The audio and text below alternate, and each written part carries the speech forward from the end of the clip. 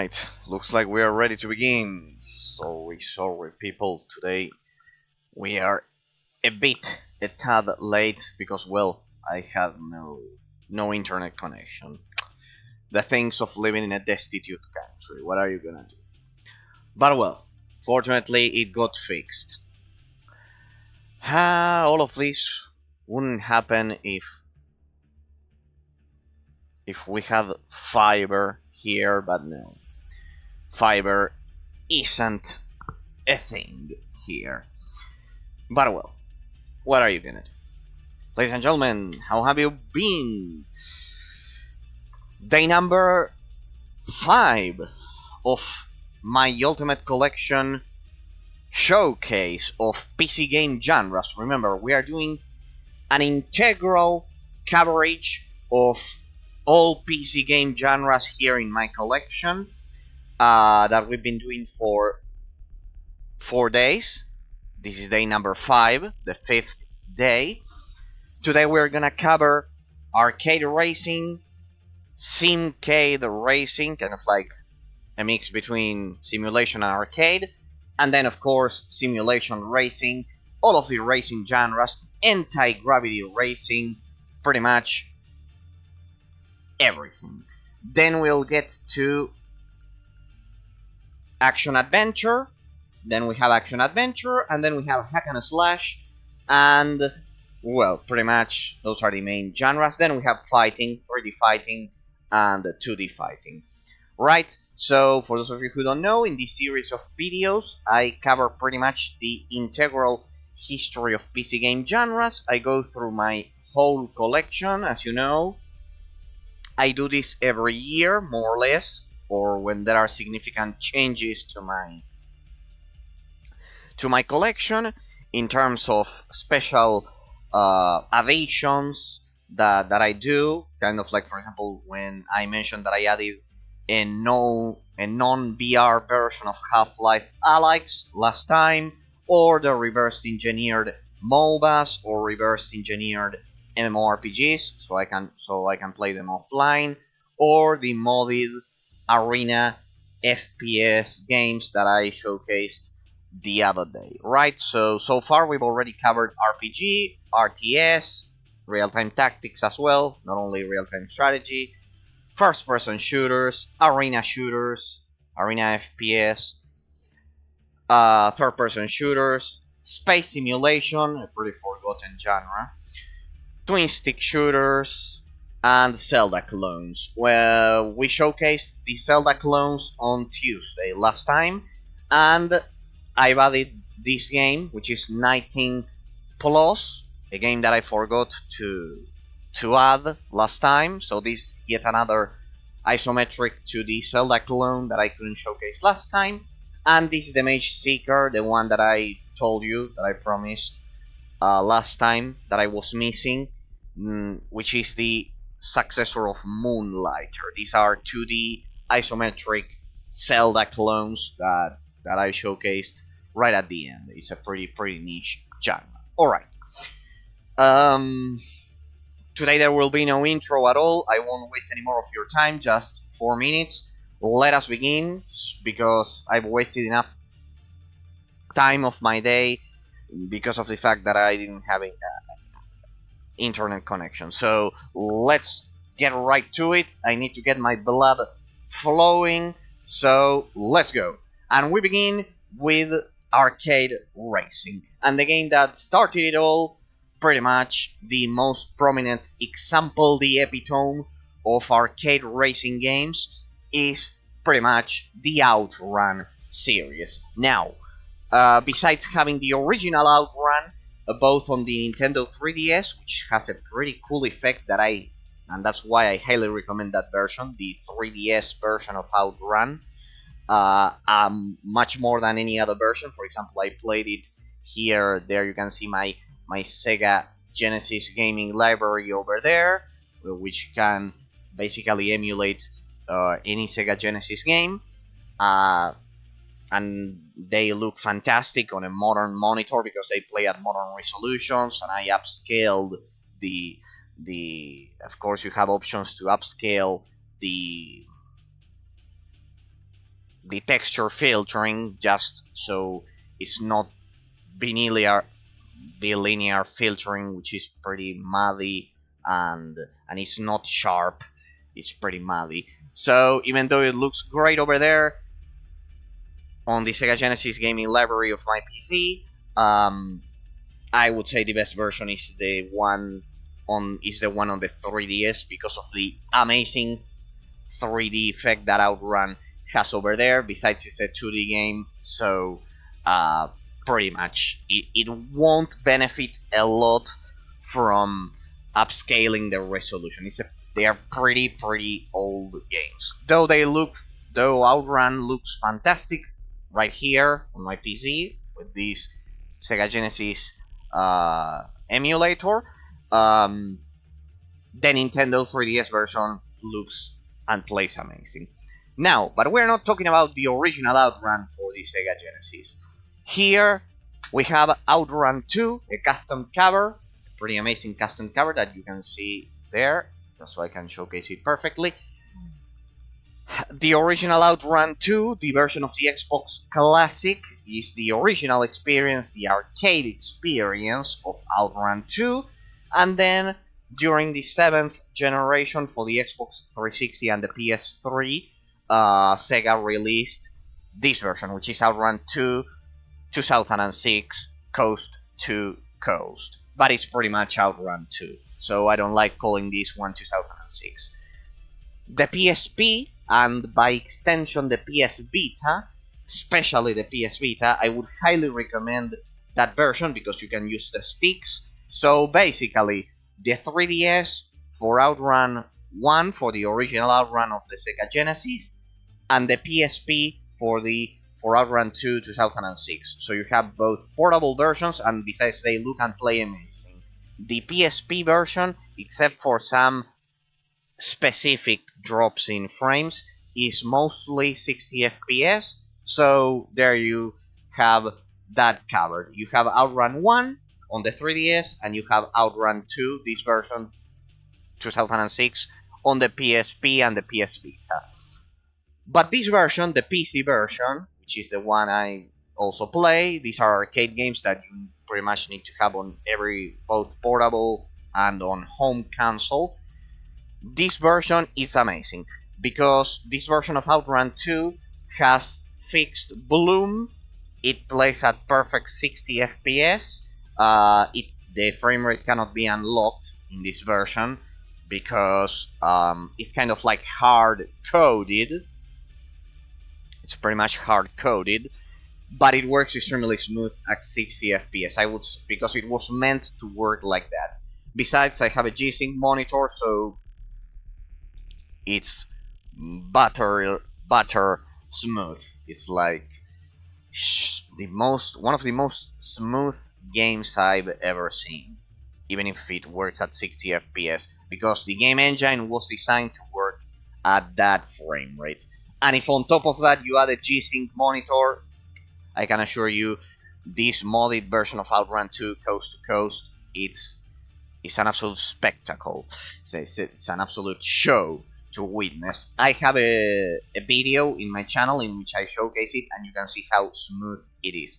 Besides, I've restored the bloom to this version. There's a small modding configuration that you can do to pretty much restore the original bloom from the original version, because in this version they butchered it a bit when compared to the original Xbox version. As I've said, you have a complete video on my channel in which you can see this version running for like 2 hours and a half. Besides, I also did a pretty interesting dissertation, a pretty interesting debate about the deconstruction of game exclusivities, of the true meaning of the word exclusive by relativism, by modern relativism, in the middle of the console war. How they have completely destroyed the true meaning of the word exclusive, because nowadays we call an exclusive a game, or most people call an exclusive a game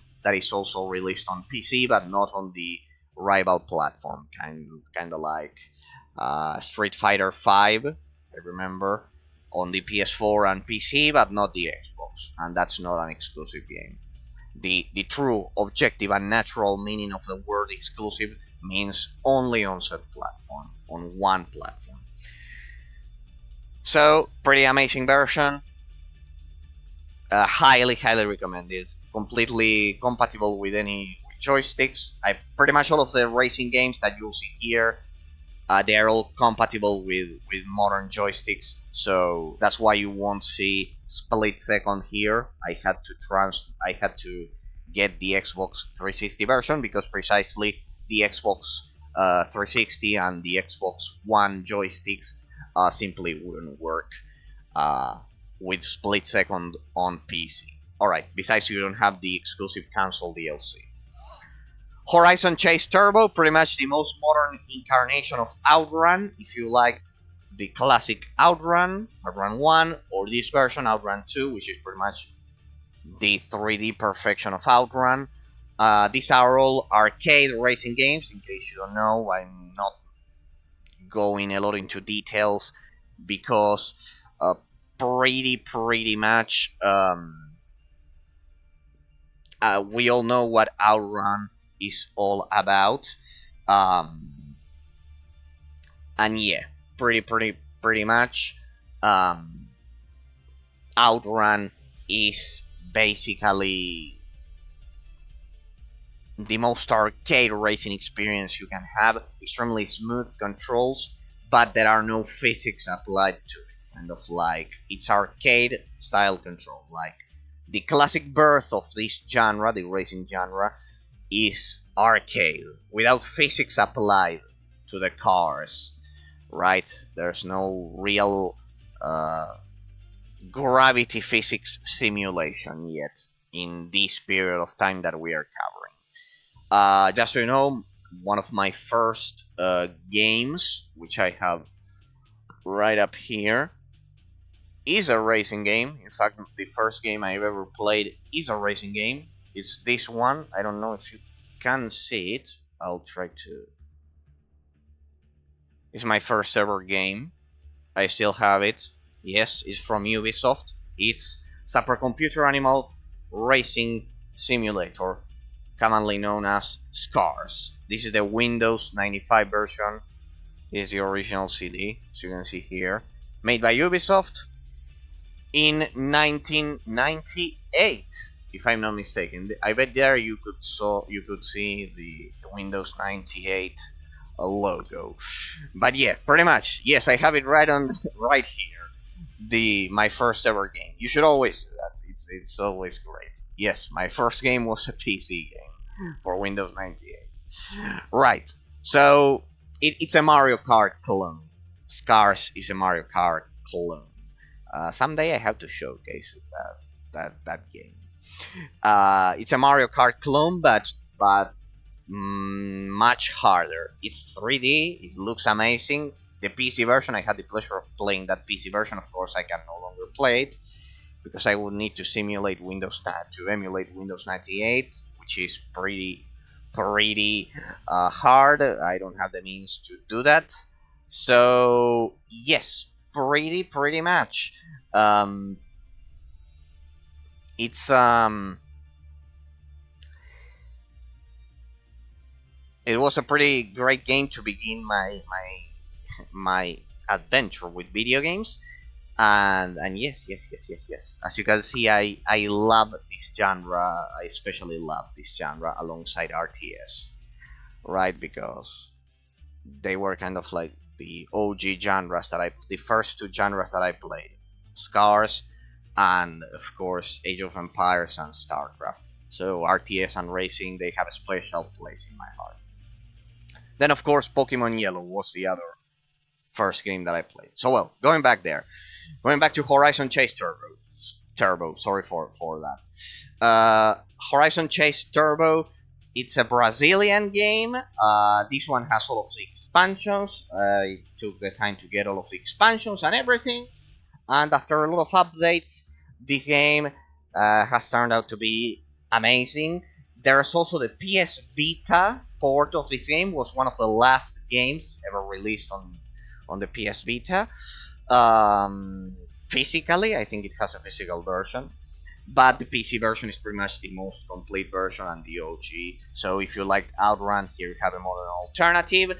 Another modern alternative, though not as good as Horizon Chase Turbo, is Hot Shot Racing. Pretty much the same story. If you like things like Daytona USA or Outrun, Hot Shot Racing was made for you. Here we can see a pretty similar pattern when comparing this genre to several other genres that we've been covering. For example, RTS or arena shooters. We can see that there's a shift from being a prominent genre of the gaming industry, kind of like developing a lot of AAA games, being a popular genre, and we see that shift to that nowadays most games released for this genre are pretty much either AA or indie. So it's a huge shift that I don't like. But certainly racing has been impacted a bit less than RTS and arena FPS games against bots. So good for that. At least it hasn't been completely impacted by that. Another option that you have is inertial drift. Inertial drift is another great example, and split stream. These are pretty much 2D at this point. This one is 3D, this one is 3D, these are all 3D, and these two are 2D. If you like something much more similar to the original Outrun, which is in 2D, instead of Outrun 2, there you have inertial drift and slipstream. All great options. Another option that I can suggest to you that I don't have here because it's a Nintendo Switch and the Nintendo 3DS exclusive is 80s Overdrive, like 1980 Overdrive, 80s Overdrive. Another great option that you have available. There's also another game, but it's extremely obscure. I don't know if you're interested in it, but anyways, I'll say it. It's called Oh Dear, which was a PlayStation Mobile game. It's extremely short, just like all PlayStation Mobile games, but there you have one more option. You can currently get it. Fortunately, the whole library of PlayStation Mobile titles has been partially preserved in the PS Vita. So if you have a PS Vita, you can get the forgotten PlayStation Mobile games. So pretty much if you have a PS Vita, there's one more option, which is Oh Dear, besides having Outrun 2, as I've mentioned, backwards compatible with the PSP. So basically, you have not a lot of options, but you have some options here. But on PC, inertial drift and slipstream are pretty much the alternatives to Outrun 1, besides 80s Overdrive, because all of these four are all 2D. If you're looking for 3D examples, Hotshot Racing, Horizon Chase Turbo, and of course the classic Outrun 2 Coast to Coast. It doesn't get better than that. Then I will showcase some and then you have arcade machines. Here you have some arcade machines. For example, here I have a Scooter Race that I've been playing. I managed to beat that one to beat 3 out of the 5 courses on the hardest difficulty with endurance. Here, this one is basically Scooter Race here, and well, there you have that one, which is I would arguably say as good as Outrun 2 Coast to Coast. Next up, yet another great franchise created by the same developer, by Sega. There you can see that they were the kings, the undisputable kings of the genre for a period of time.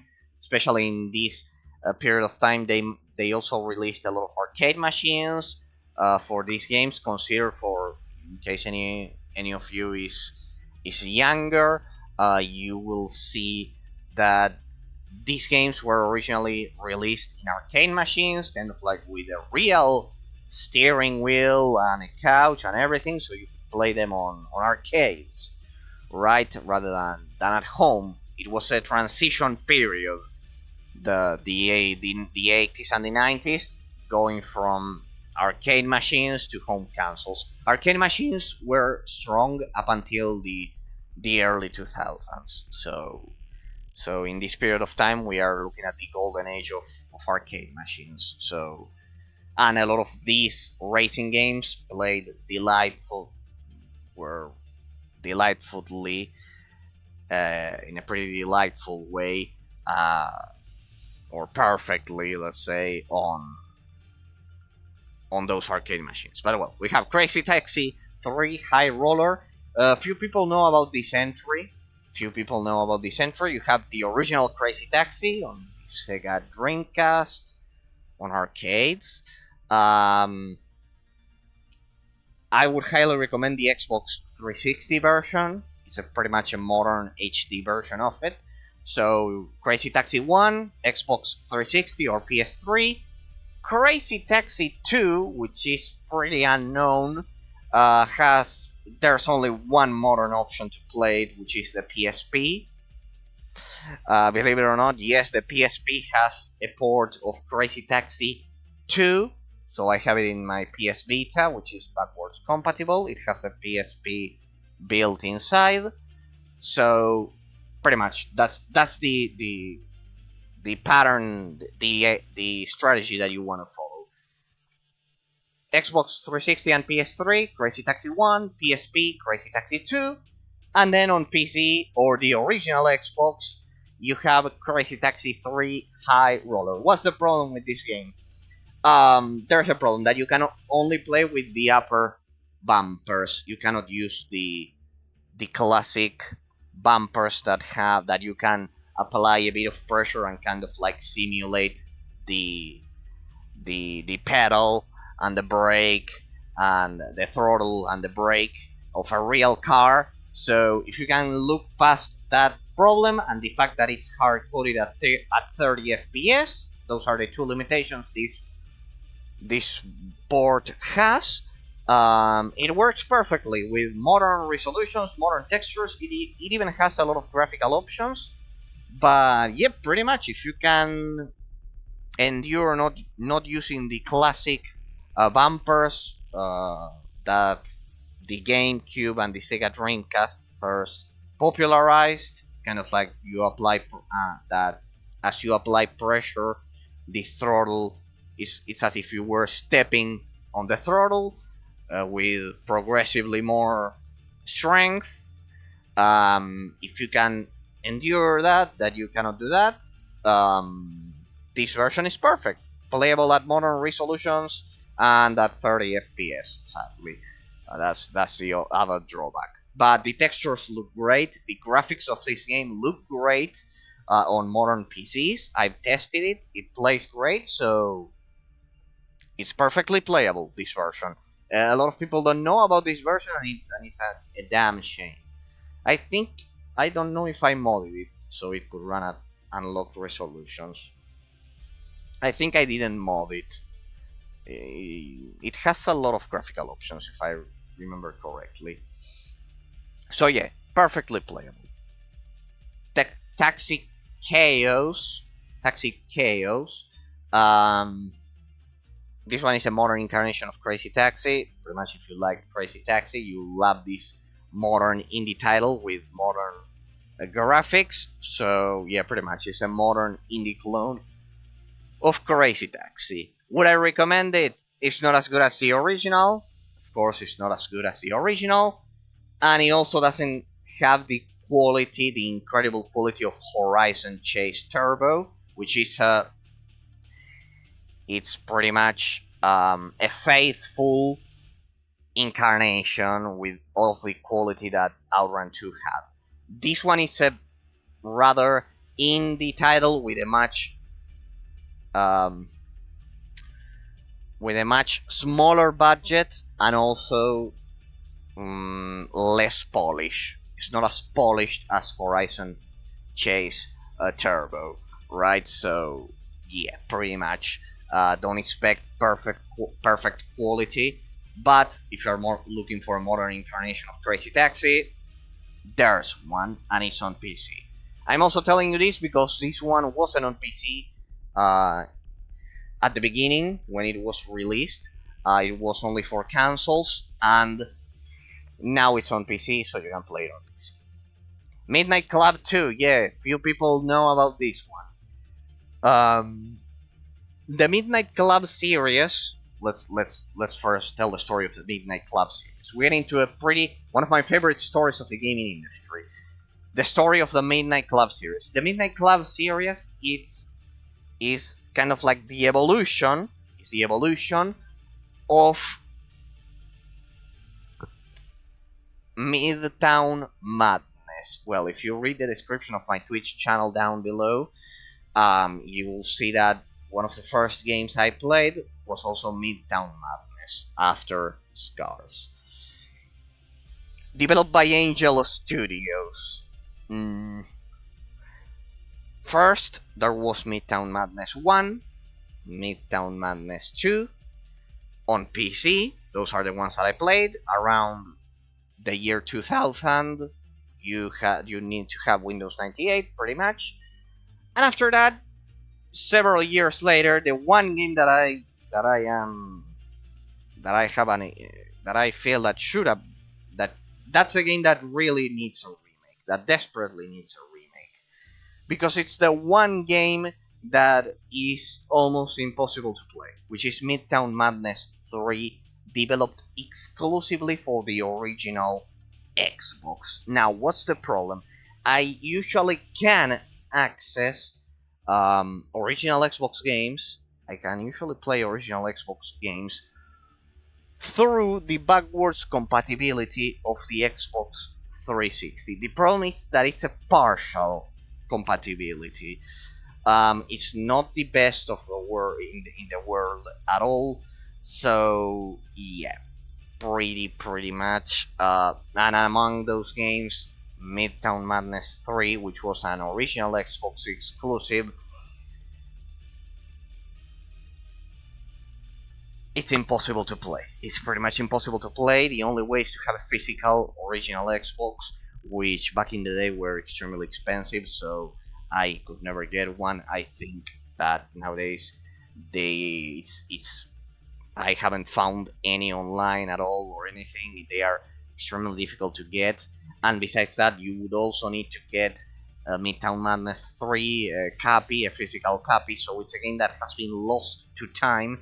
See how important game preservation is. That's why I always celebrate when, for example, the other day we celebrated that Destiny 1 has been reverse engineered on PC, so it has been saved. All of my reverse engineered MMORPGs here that I will be able to play offline until the end of time, or even if my hard drive fails, I simply have a backup of each one of those, so, and also of my offline MOBAs. So pretty much that's why for me it's so important to preserve all of these games, because the original game that I wanted to play that hasn't been preserved in any way or shape on PC or anything, and hasn't been re-released or remastered or anything on any other platform, is Midtown Madness 3. That's one game that once original Xbox emulation advances on PC, once it progresses a bit, it will be a huge victory for game preservation, because Midtown Madness 3 was even better than the two original games, than its predecessors. An amazing game, and few people know about about that franchise, and even less people have been able to play said game. Alright, after Angel Studios ceased to exist, I think they became Rockstar San Diego. They were acquired by Rockstar, and they became Rockstar San Diego, that division, and they developed Midnight Club 1 for the PS2, exclusively for the PS2. It was kind of like a test version that they needed to release, though it's a complete game with its own everything. But the great release, the amazing game that they released here is Midnight Club 2. Midnight Club 2 is pretty much amazing. It's pretty much amazing. It has that sixth generation aesthetic, that graphical art style, which in which, as I've been telling you during the previous streams, ambient occlusion wasn't developed yet, so there are not many casted shadows on the map, and it's its own art style that I've been commenting that it's been sadly forgotten by a lot of people that this was a special type of art style.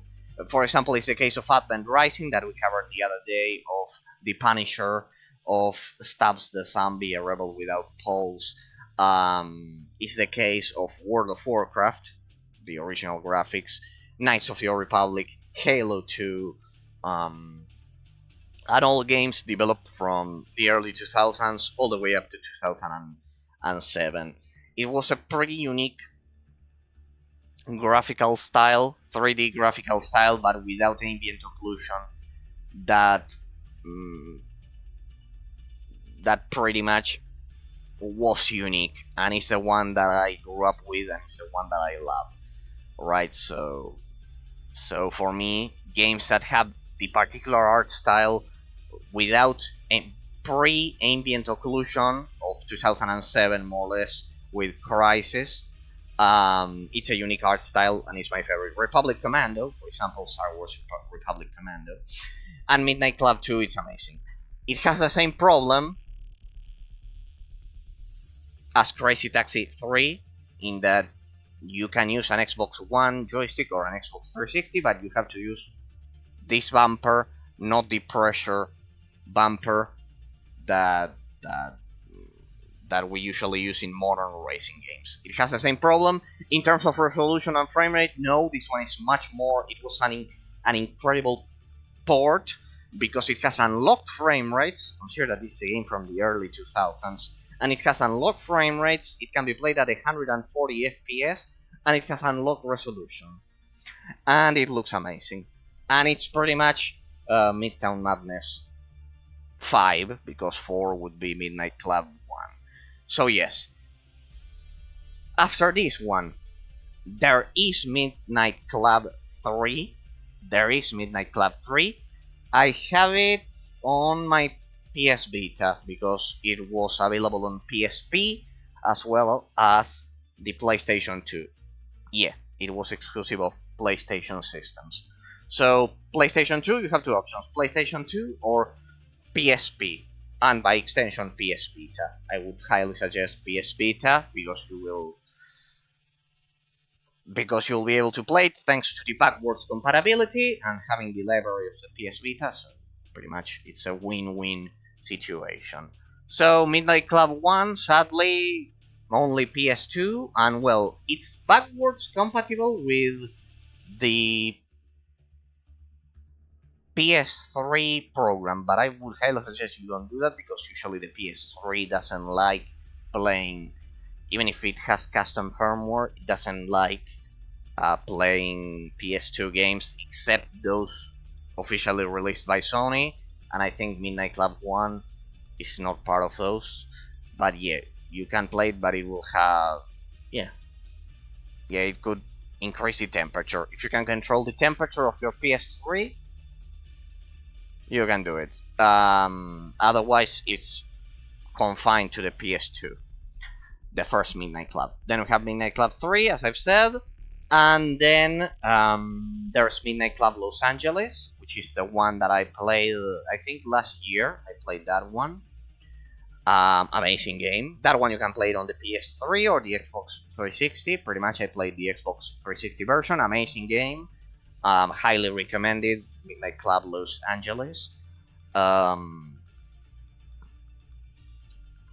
is the most modern incarnation of the Midnight Club series. The map is pretty similar to Grand Theft Auto 5. A coincidence, because it's a map of Los Angeles that they scanned. But the game is amazing. It's its own thing. These are all racing games. Uh, they are not like Grand Theft Auto. The physics are their own thing. They don't have a lot of car variety. That's the only downside. But I remember Midnight Club Los Angeles on insane difficulty, on the highest difficulty, is really insane, especially the final races. It's pretty much insane, so you'll need to have a lot of dexterity, of ability, of you'll need to play very good to to beat those two. You'll need to play those pretty well. Yeah. Driver parallel lines. All right. So after Angel Studios ceased to exist, Rockstar San Diego developed Midnight Club 1, 2, 3, and Los Angeles. You also have the port of Midnight Club Los Angeles on the PSP. So, and it's a faithful recreation. It's kind of like the same. It's the same. The port is the same as the PS3 and the Xbox 360. It just has downgraded resolution and graphics, but the map is the same.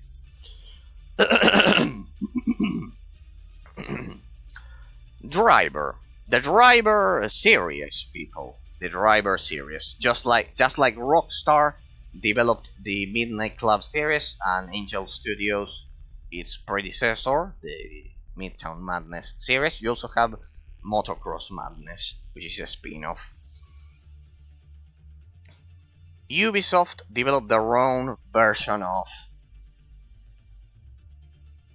of this formula, but in this one it's much more influenced by Grand Theft Auto, in like you can get out of the car, you can get off your car, but anyways, all of the action, 100% of the action, it develops on the car.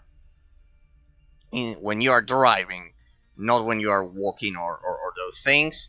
So it's pretty much like Midnight Club. This is Ubisoft's version of Midnight Club. It's extremely similar to Midnight Club.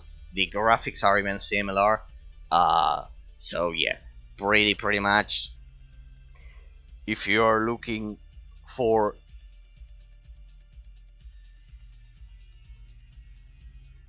a game extremely similar to Midnight Club 2, Driver Parallel Lines was made for you. The Driver series is much older, but I would say Driver Parallel Lines is the one that plays best on PC, because this one is a modded version, which allows widescreen resolutions and frame rates, so it looks pretty good. They are all playable with a joystick. I don't get racing games, these old school racing games, without ensuring that either natively or through a mod I can play them with my Xbox One joystick. So yes, they are playable with a joystick. They just have that limitation that I mentioned. This one also has it, that you have to play with the normal bumpers instead of the pressure sensitive bumpers. That's pretty much the only difference, but unlock frame rates and resolutions, and you can play with a joystick. There's a 3DS version, which is Driver Renegade, and then there's another game from the 7th generation of this franchise that we are gonna cover, just so I can give you a sneak peek. It's Driver San Francisco, which I think is the best incarnation of this saga. That's exactly when this franchise found its personality. So yeah, pretty much this is an amazing game. 10 out of 10, perfect. I wanted to showcase it, in fact, because it's a sleeper. It's an absolute forgotten gem of the racing genre. Alright, we begin with the king of the racing genre, Sadly, I don't have a capture card to showcase my Xbox 360 collection, which is pretty similar to this, and pretty much is the origins of all modern racing games. Uh, Metropolis Street Racer, which I have it here in my Sega Dreamcast library. Metropolis Street Racer then became something called Project Gotham Racing, Project Gotham Racing 1, 2, 3, and 4. 1 and 2 on the original Xbox, 3 and 4 on the Xbox 360. The original Forza Motorsport between Project Gotham Racing releases in 2005, Forza, the first Forza Motorsport, and then 2007, Forza Motorsport 2, Motorsport 3, Motorsport 4, Forza Horizon 1, Forza Horizon 2, Forza Horizon The Fast and the Furious, which is pretty much 2.5, it's the expansion of Forza Horizon 2.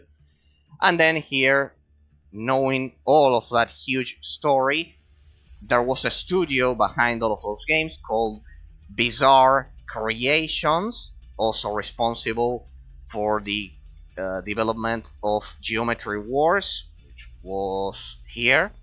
Geometry Wars Retro Evolved before it was acquired by Activision. Here, Geometry Wars 3, so they developed Geometry Wars, and the Project Gotham Racing games, and Metropolis Street Racer for the Sega Dreamcast. So that's the complete story. Pretty interesting story, right?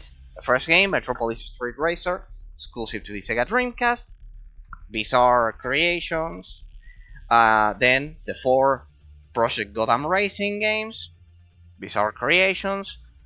And then, of course, Forza Motorsport that we know right now by Microsoft, pretty much. By Turn 10 and Playground Games in the case of Forza Horizon. This is pretty much the modern story of the racing genre. Besides, of course, Gran Turismo and one more franchise that you must all imagine that we're gonna cover. Pretty popular franchise that we're gonna cover in a second. Basically, but nowadays Forza Horizon has many more players, it's much more popular, and it's pretty much the main face, it's the face of the genre. The king and the face of the genre is certainly Forza Horizon, which I am pretty happy because the first Forza Horizon, as I have endlessly mentioned, it's a legendary game. Not because it was fun, because it's a torture to play it on insane difficulty, but because of how hard it was. I finished on the Xbox 360 all Forza Motorsport games and all Forza Horizon games, except for the second one part. I'm halfway through it because the first one took me it took me a whole year because on insane difficulty it's absolutely crazy. So then I need to revisit the Project Gotham Racing series and Metropolis Street Racer. So basically that's the idea. That's the complete franchise, actually. Metropolis Street Racer, Project Gotham Racing, and Forza Motorsport and Horizon.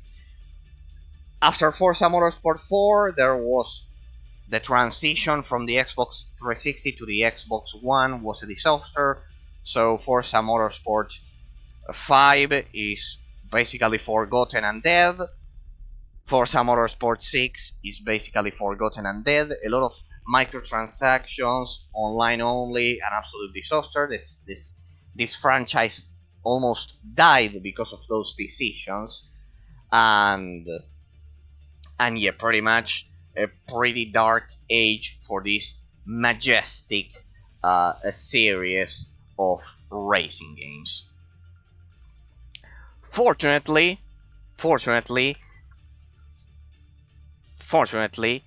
and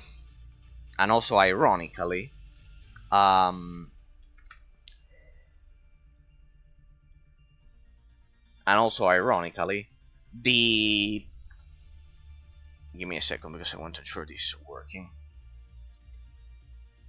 Here we go. There we go.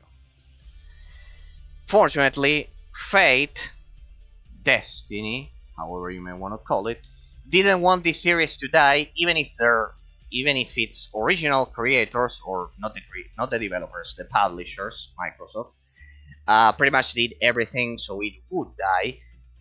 When during the release of Forza Motorsport 5 and 6, the franchise didn't die because of the immense amount of money that Microsoft has, and they released this one, Forza Horizon 3, responsible for reviving this formula and making it extremely popular by being launched on PC as well some years later. Imagine that if the Xbox One had the Forza Horizon franchise completely exclusive to it, it would have been bought a lot, much more, because a lot of people play Forza Horizon nowadays. And yes, pretty much this game, released under the infamous Universal Windows platform, as well as this one, these two were responsible for popularizing the franchise as well as the genre, but in modern times, right? So not that much Forza Motorsport. It was the Forza Horizon branch. Ironically, the spin-off is the one that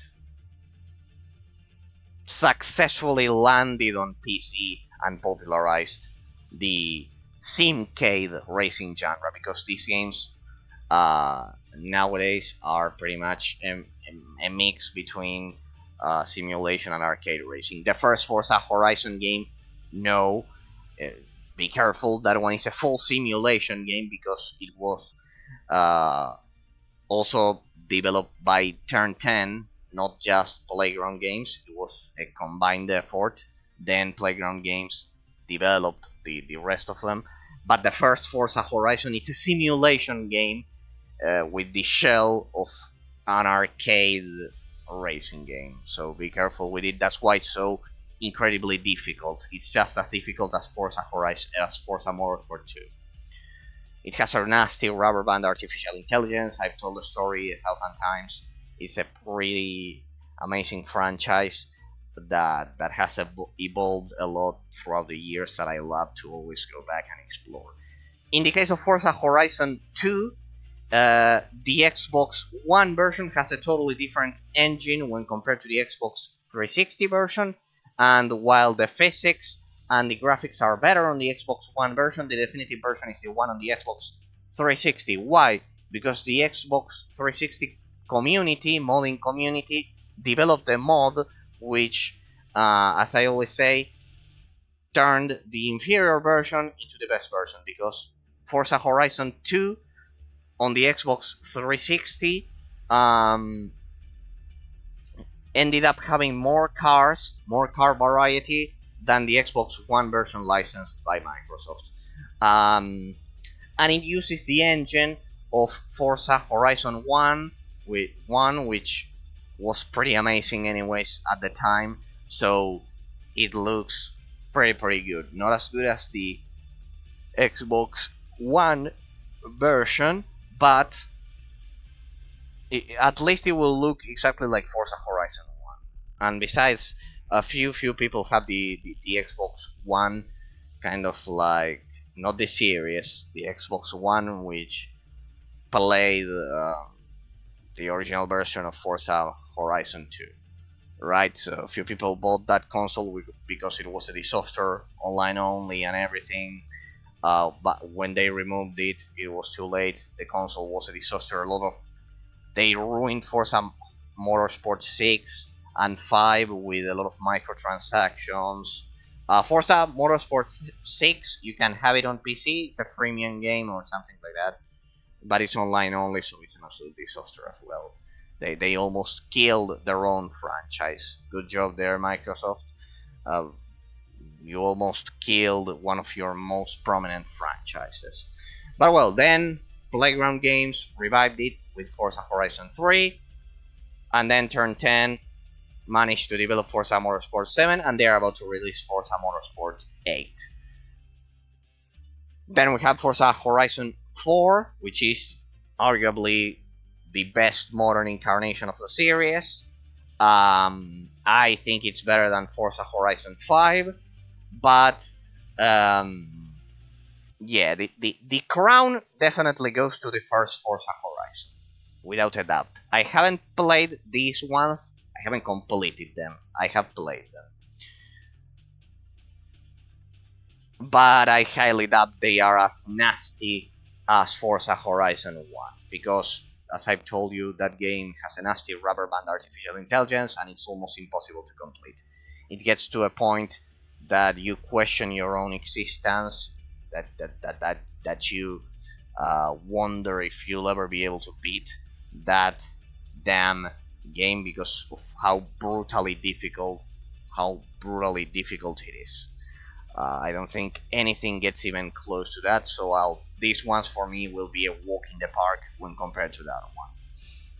Then we have Forza Horizon 5, or at least I think so. It's a premonition, I don't know. Forza Horizon 5, recently released. The thing of this franchise nowadays is that they changed the seasons. They are pretty impressive, though. Not only that, the graphics, the car variety, and everything. You play with a lot of sports cars nowadays. In the case of Forza Horizon 1 and the first motorsport games, you went from kind of like D or E class, from extremely slow cars, all the way to super sport cars and then prototype cars. I think that variety won't be present here. Right, so yeah. So I know it will lack that variety of speed. That kind of like nowadays they just give you a super sports car, kind of like the Lamborghini Centenario here or the McLaren here, and they pretty much tell you, go ahead, go as fast as you want. And no. In the others, we're talking about that you begin with cars that barely get to 100 kilometers per hour. If you're from the US, because you use miles per hour, but pretty much the relationship is 0-60 to 1 kilometer. 0-60 is the mile, so do the calculations. If I'm not mistaken, it was like that. But yeah, in Europe and here we use kilometers, and yeah, we're talking about 100 kilometers in the case of the class, and then it progressively goes from 100 to 150, then to 100, then to 150, 70, and then the fastest cars go 300, and the super sports cars go 300 kilometers per hour, and then the prototype cars beyond 350 and 60 kilometers, which is pretty much insane. And yeah, pretty much in Forza Horizon 1 at least, and 2, you go from kind of like extremely slow cars to extremely fast cars. The same for the Motorsport series, because they take those routes from Gran Turismo, which is pretty much the same. And yeah, pretty much I could continue examining the evolution of the Forza Horizon series for the rest of the day, but I've already wasted enough time, I realize. But well, it's a franchise that I love a lot. Need for Speed World, one of the jewels of the crown of my collection. What is this, people? This is an MMORPG. Few people know that in 2010, Electronic Arts developed an MMORPG based around the Need for Speed franchise. Now you must be wondering how this works. This one is the only racing game that I think you can play with a joystick, but you are meant to play this with your keyboard, because in fact you'll just be racing in pretty simplified courses throughout a city. It has pretty amazing graphics for 2010, but you use powers and there's a progression to it. kind of like there's an RPG aspect to it because it's an MMORPG. This is a reverse engineered version by the community of Need for Speed World that allows people to play offline. There's also an online version, just like with Age of Empires Online here with Project Celeste. Project Celeste that you can play online or offline. But in the case of Need for Speed World, you also have that choice. This is the completely offline version, this is the preserved version. And with this game, you will experience Need for Speed like never before because, as I've said, it has RPG aspects to it. If you're looking for a mix between World of Warcraft and a racing game, and specifically Need for Speed, believe it or not, there's a game that mixed both genres. Just like World Shift mixed the RTS MMORPG genres, yes, mixed both of those genres and created said genre, the MMORPG genre, the RTS MMO genre. The same with this one. Pretty unique cases. All of those games are exclusive to PC, and they pretty much try to emulate the success of World of Warcraft. However, if you can reverse engineer this game, there I created this beautiful custom cover that I've always loved. I always loved this art style with this snow mountain back there and the flag falling apart. And yeah, pretty much this game is awesome. You can play it offline nowadays, thanks to the community. You can play against the artificial intelligence. There are NPCs just like in an MMORPG. And yes, you can play races and use your powers and everything, and there's the garage and everything, so amazing, pretty amazing, highly recommend. Need for Speed Underground. This one natively supports the Xbox One joystick all joysticks up until the Xbox One. This game was way ahead of its time. My favorite ever Need for Speed, the first one I played. I remember when this game was released, that the graphics, the reflection, I completed this game several times, like 3 times. The reflections on the ground were amazing. The soundtrack of this game has a perfect selection of music, better than any other Need for Speed game. For me, the soundtrack here is the best. The graphics are the best, though I know they have improved, but this one was, relatively speaking to the time this game was released in, the PC version, I cannot speak for the other versions, the PC version looked unplayed, and it still plays amazing.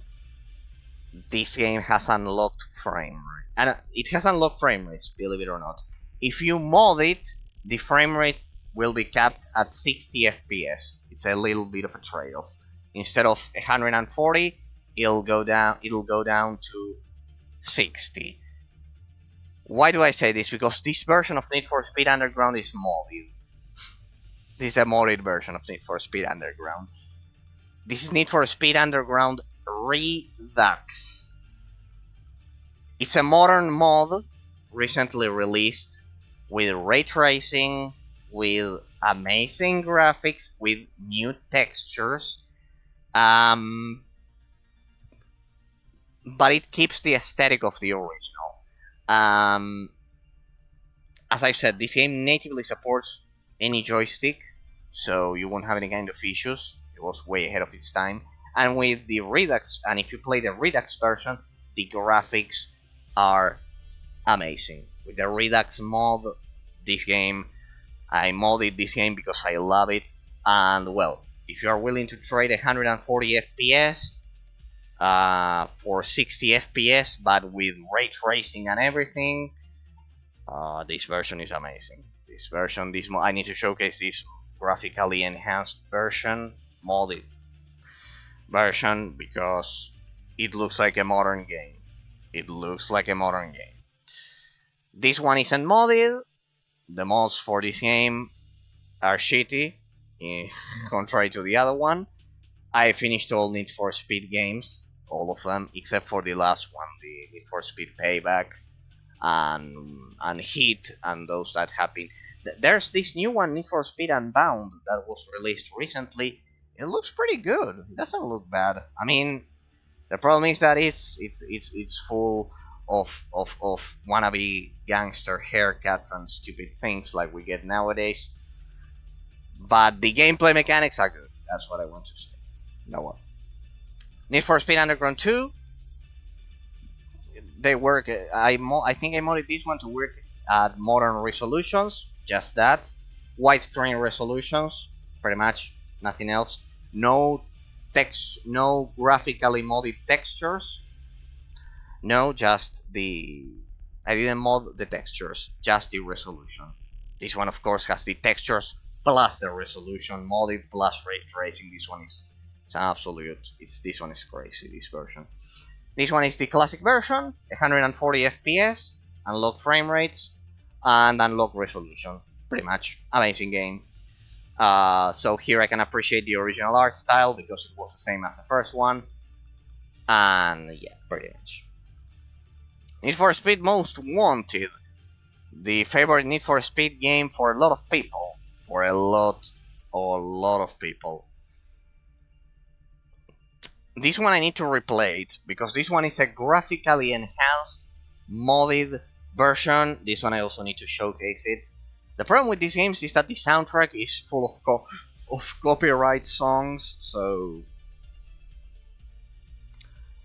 these games are full of copyright material, so I don't know how to showcase them. Maybe I can mute the sound and everything. I don't know.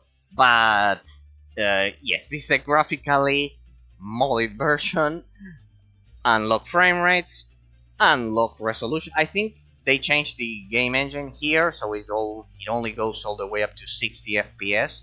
It's not 140, ironically, because they changed the engine.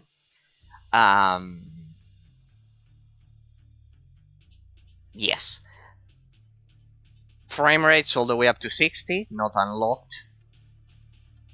Native widescreen resolutions. I think this one you need to mod it. And yes, I modded the textures of this one and the bloom, and especially the bloom, and it looks amazing. You probably won't recognize the game. Don't watch footage online of this version because you won't find anything close to this version. This version is pretty much unique. You will need to look for heavily modded versions to find something similar to this. I will eventually showcase all of these, people. Just have patience. I have a lot of games to play, so and to showcase. So be patient, because yeah, I cannot showcase everything at the same time. But yes, just like the first one, like Need for Speed Underground, it's not the first game of the franchise. There are even older Need for Speed games, but this one is the one that popularized the genre on PC. That's the genre, the franchise on PC. Alright, Need for Speed Most Wanted. Looks amazing. Need for Speed Carbon. Same story. It doesn't have graphically enhanced textures, just unlocked frame rates and resolutions. 60 FPS cap, because it uses the same engine as this one. Pretty much amazing games. They don't need any presentation by me. I love this game, pretty much. I like the fact that it's always night. They went back to their roots. Here you can see that I've applied all of these beautiful custom covers. I can assure you they all work. Here, all of the games that you see here in my desktop, they work because I've tested them one by one across 10 years. And Need for Speed Carbon, there you can see it. As I've said, it's also compatible with the joystick, and it has modern frame rates and resolution. The frame rate 60, as I've said, because of the engine, but modern resolutions. You need to mod it, I think. You need to mod the widescreen resolutions in this one, I believe. More or less that was the idea. There's one game that I may forget, so I'll cover it now. which is Need for Speed. What was the name? There's one that won't be here because I have it on the Xbox 360. Need for Speed Undercover. Undercover. That one get the Xbox 360 or PS3 version because it has exclusive DLC or those things, and pretty much I haven't found a proper mod. It hasn't been fixed. It was a heavily butchered game because it was released at the height of the 7th generation. I think it has a 30 FPS lock, something like that. It will look disgusting on PC. So Need for Speed and Undercover, I rather got the Xbox 360 version, or you can get the PS3 version, but well, with the DLC. Then we have Need for Speed Pro Street. This one was developed by a by a different studio, because up until this point it was a Criterion. Here it was Criterion, at least I remember. And this one was developed by what we now know as Slightly Mad Studios. Well, they were acquired, and well, I'll tell you the complete story. This is the first take on the first game developed by Slightly Mad Studios when they were part of Criterion Games, and you'll see that there for the Need for Speed franchise, and you'll see that there's a huge difference. Because this one is like Forza Motorsport and like Gran Turismo.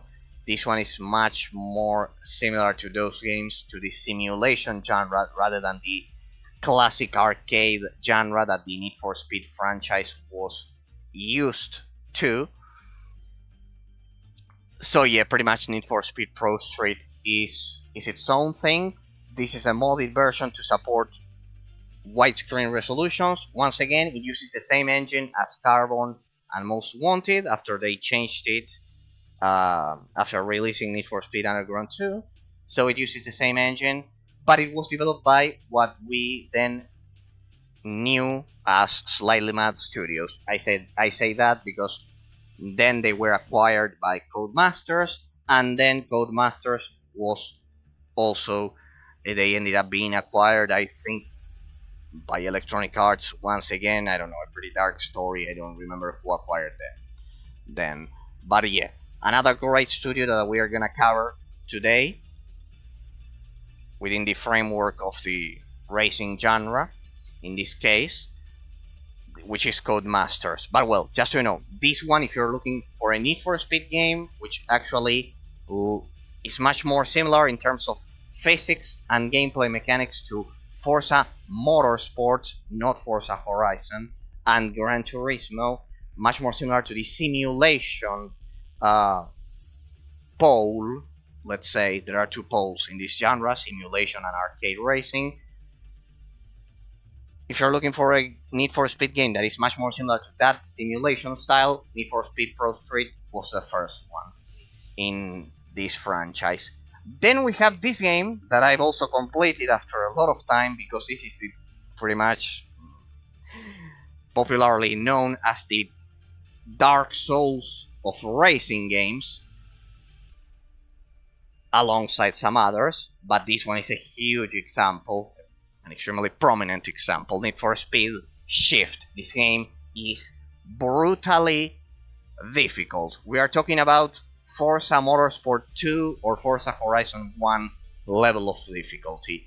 This game is brutal. I finished it on the hardest difficulty, but it took me a lot of time. It's pretty much the direct successor of Need for Speed Pro Street, but this one was much easier. This one is extremely hard. And it had a sequel, Need for Speed Shift 2 Unleashed, and these three games are the predecessors of Project Cars, believe it or not, developed by Slightly Mad Studios, then independently, but before they became independent for a short period of time, and they developed Project Cars 1, 2, and 3, they had the experience of working for Electronic Arts on these three games: Need for Speed Pro Street, Shift, and Shift 2 Unleashed. Then the Need for Speed franchise returned to its roots, to a much more arcade version of it, the classic version of it. But at this point, it had lost most of the classic player base, the original fans. So Electronic Arts tried to get back the attention of those fans by releasing Need for Speed Hot Pursuit, which is kind of like a throwback to the original pre-underground era of Need for Speed, kind of like the very first 3 games, the first ones released for the 5th generation. We are talking about the 5th generation. Here we are talking about the 6th generation, the original Xbox and the PS2. Well, the original Hot Pursuit series, we're talking about the PlayStation 1, just so you have an idea, general idea of it. We're talking about the 5th generation. Need for Speed Hot Pursuit, it's a rather short game, which certainly couldn't return this series to its former glory. But well, it's a great entry. There was a modern remastered version of it for modern consoles. I think it wasn't released on PC. So yeah, pretty much this is the original from the 7th generation. Remember I told you that we had Need for Speed Undercover. I think it was in this precise period of time, the height of the 7th generation, the Xbox 360 and the PS3. And then we have this game. I played all of these games throughout the years. Need for Speed The Run. This one is a unique take on the Need for Speed franchise. It's extremely unique. It's a rather short game, just like the other one. I think that at this point, Electronic Arts didn't believe in the Need for Speed franchise for pretty ignorant reasons. Because imagine if they had created something like Underground, like Most Wanted, or like Carbon, at this point it would have been a success. But instead, they developed Need for Speed The Run. I like this game, but I need to be objective. This game is extremely bad when compared to previous Need for Speed games. I love it, but it's something extremely personal. It's a race across the US from the west coast to the east coast, pretty much doing one sprint after the other. Pretty much that's the idea. One sprint after the other, after the other, after the other. There are no circuits. It's something extremely specific. It's different when compared to any other Need for Speed games and any other entries of the franchise. So yeah, it's extremely specific. I would say that you try this game, but it's different when compared to the classic formula. Then you have Need for Speed Most Wanted 2. I labeled it 2 here, but it's actually called Need for Speed Most Wanted. With the same game, it's kind of like a remake of this one, but it has nothing to do. Don't be fooled, because this is a remake of the original Most Wanted, but it has nothing to do with the original Most Wanted. Nothing to do. They just used the name, and they slapped it on something they had, and yeah, they pretty much called it a day. They said, let's use the name of Need for Speed Most Wanted, and people will buy it. The game is good. Definitely much more classic and modern. I mean, much more classic and better, sorry, than this modern incarnation of Need for Speed, which is The Run. This is an open world, pretty similar to Burnout Paradise. This is the same team behind Burnout Paradise, so they told them, Electronic Arts told Criterion, do something like Burnout Paradise, which isn't Burnout Paradise. And well, they created this. It's pretty much a modern version of Burnout Paradise, without all of the perks of the Burnout series. Right, so there's also a PS Vita version, which is an exact replica, an exact port of this one. So you have the complete map and everything, and it has pretty good frame rates. So yep, you have it on the PS Vita, exclusively on the PS Vita. And yeah, I completed this game as well. For me, it's not like the classic Need for Speed games. It's not like the classic, the immense amount of quality that these ones had. The series certainly has been unable to return to its former glory, definitely. Then we have Need for Speed Rivals, the complete edition. Uh, then they tried to revive something like Hot Pursuit, something like Need for Speed Hot Pursuit. Here, if you like Need for Speed Hot Pursuit, the modern incarnation, you'll probably like this one. Pretty similar. Road racing, it's a different style. So yeah, pretty much. And then we have Need for Speed Payback, this one I haven't played it, and Need for Speed Heat, and we have the Need for Speed Unbound, and there's an online-only game just called Need for Speed, developed by Ghost Games back in 2016, if I remember correctly. That one tried to emulate Underground, but since it's online only, it's lost forever once the servers close. So let's hope there's a reverse engineered version eventually. But yeah, just so you know, there's one more back in 2016, more or less here, if I remember correctly. And then, well, yes, we have rivals like Hot Pursuit, Payback, Heat, and then we have Need for Speed Unbound that I still need to get. Burnout Paradise, the ultimate box. I completed this game. I finished this game. This game is amazing. I didn't like it 100% because you can be confused. There's a modern remastered version for the Nintendo Switch and modern consoles, but on PC we have this, which is the classic version and it plays perfectly well. It gets a bit confusing to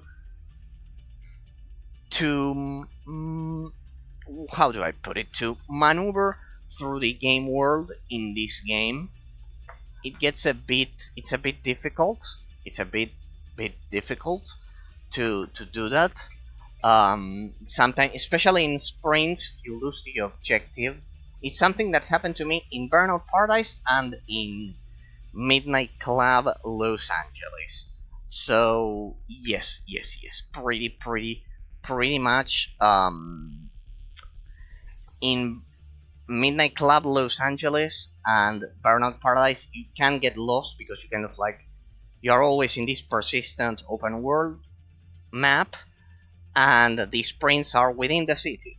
Pretty much, the sprints are simply sections of the city, just like Forza Horizon, the Forza Horizon franchise, and this like just like Burnout Paradise. They try to emulate the classic formula of created by, actually not by Most Wanted, by Need for Speed Underground 2, because this one already had that.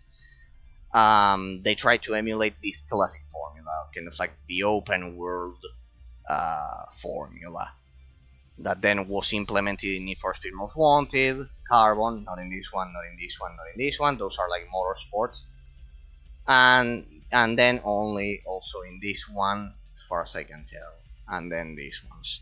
So yeah, it's a variation of the genre, kind of like creating a huge map, and then inside of that map, you do the races. Also, Midtown Madness and Angel Studios, I think they went for an open world map before this one. Yes, Midtown Madness 2, at least, that I played back in as early as the year 2000, did this idea. Midnight Club, surprisingly, as well. And there are many more of those open world racing games. It was a pretty early concept, creating a huge world map and the fact that the player will play inside of it rather than stages. Right, so yeah. Driver San Francisco. This game, I've tried it. I haven't completed it, but because I want to showcase it on stream. The thing is with the racing genre is that it has they have a lot of copyrighted material, which makes it pretty pesky genre to showcase, right? So that's a problem. You won't hear any soundtrack at all. You'll just hear my voice and the engine. So yeah, pretty much. Driver San Francisco. I have to showcase this game because it's one of the sleeper games of the seventh generation. This game is amazing. You kind of like switch your mind with any driver in an open world area, just like with Burnout Paradise. Here I have all of the open world racing games grouped, but this one is special in my heart because this one is amazing and one of the most forgotten racing games of the seventh generation. It has amazing graphics made by Ubisoft. It's the last installment of the Driver franchise, which then became the Crew, I guess, by Ubisoft. Alongside Driver Renegade. I think the last one was Driver Renegade on the 3DS after this one. Yes, back in 2011. And this one in 2009. So yes, this game is special. It's amazing. Get this game immediately. Get this game immediately because you'll like it no matter what. I would say this game is better than Burnout Paradise. So imagine how good it must be. Of course, I also have the rest of the Burnout franchise. I have Burnout 2, 3, and Revenge on the Xbox 360, or Dominator on the Xbox 360, and then I have Revenge and Dominator also on the PS Vita, something like that. So yeah, the complete Burnout franchise is mandatory for any fans of the racing genre. With Burnout Paradise, they created a style. With the Burnout franchise, they created a style that hasn't been replicated in any modern games. Not the Burnout Paradise, because this one is made by Criterion, and it's just like Need for Speed Most Wanted 2 there. So yes, pretty much. Burnout Paradise has nothing to do with the classic Burnout series. So yeah, Driver San Francisco played immediately. This game is amazing, 10 out of 10. Test Drive Unlimited 2, you have Test Drive Unlimited 1 on the PSP and by extension the PS Vita. And believe it or not, it's a complete port. Kind of like the whole island is on the PSP. It's 1 gigabyte, which was pretty big for the PSP. And playing it on the PSP is absolutely incredible. So I have Test Drive Unlimited 1 on the PS Vita, by extension, the PSP, it emulates the PSP. And I have Test Drive Unlimited 2 right here, which is much more modern, playable on PC. Pretty huge islands, so yeah. It's a pretty huge map. Amazing games, they are open world. And then we have this modern release, which is Gear Club Unlimited 2. The first Gear Club Unlimited is an exclusive of the Nintendo Switch. It's an exclusive game. I have this one here, pretty good. It was a pretty good portable game, though I didn't play it. I watched a lot of gameplays of this game because I love racing games. And yes, pretty much Gear Club Unlimited 2 plays beautifully on PC. It's like playing Forza Horizon at this point. So yeah, pretty much with a much lower budget. Dangerous Driving is pretty much the only modern attempt to recreate the original Burnout series in a modern game. Pretty much the only one. The only modern incarnation of the classic Burnout series, not Burnout Paradise, but rather Burnout 2, Burnout 3, Burnout Revenge, and Dominator. So yes, if you want a Burnout with modern graphics, I don't know, try to play this one. It's not that good, but it's just like playing Burnout in a modern indie game. pretty much. Just like Taxi Chaos here and Horizon Chase Turbo, though Horizon Chase Turbo is magnificent. Ridge Racer Unbounded.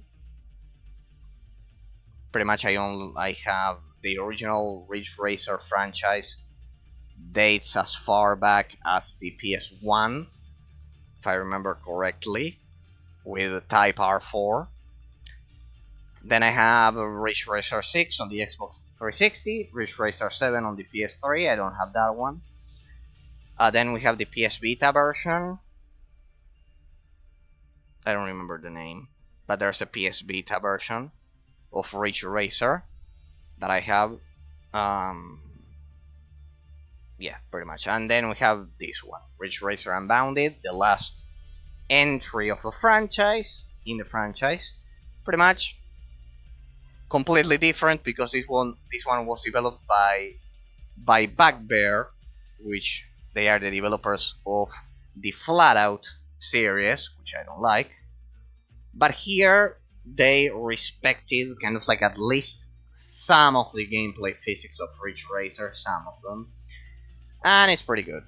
It's not like Flatout, so you can get it.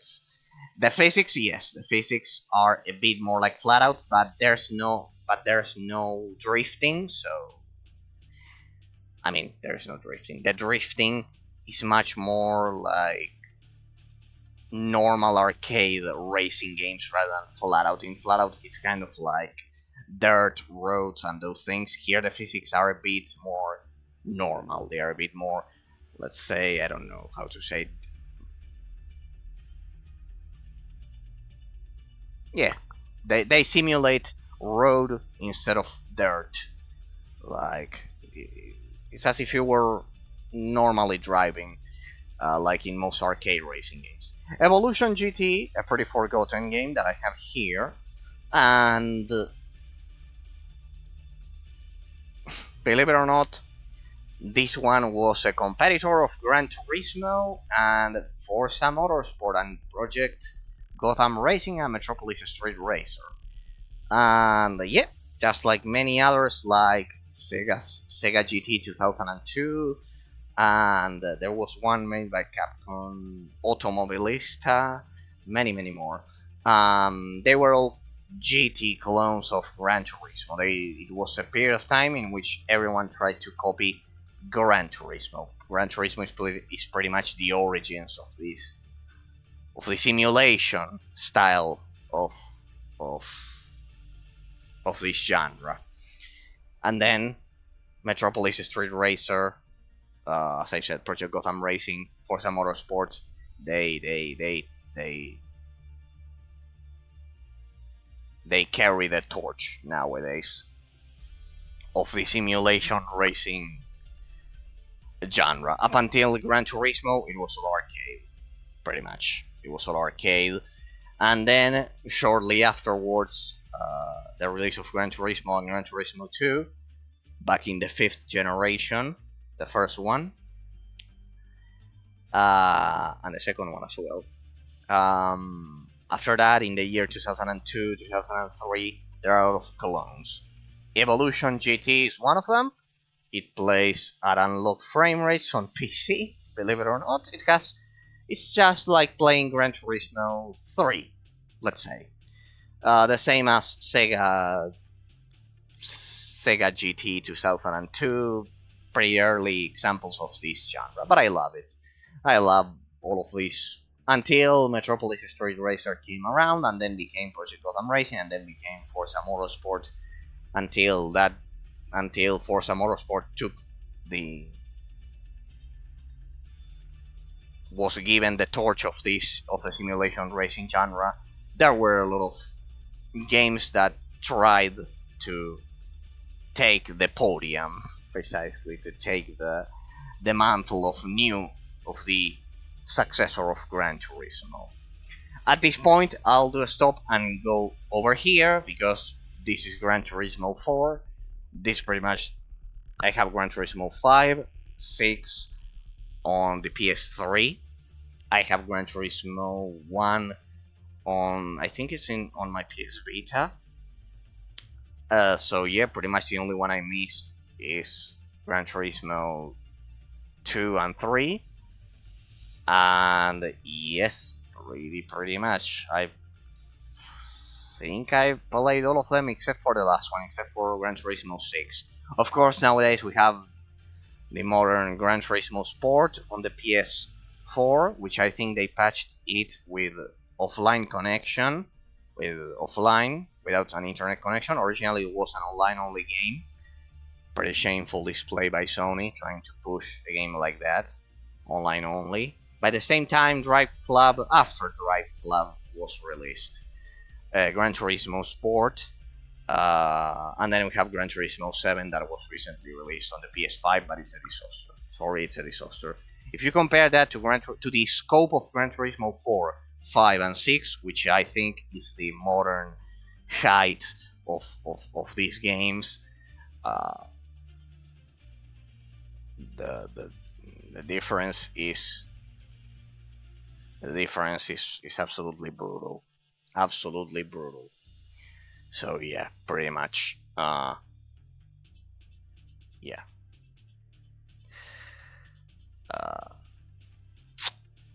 Nowadays, for the Forza Horizon and Motorsport franchises have completely outrun Gran Turismo. They have completely uh, improved its formula to modern standards.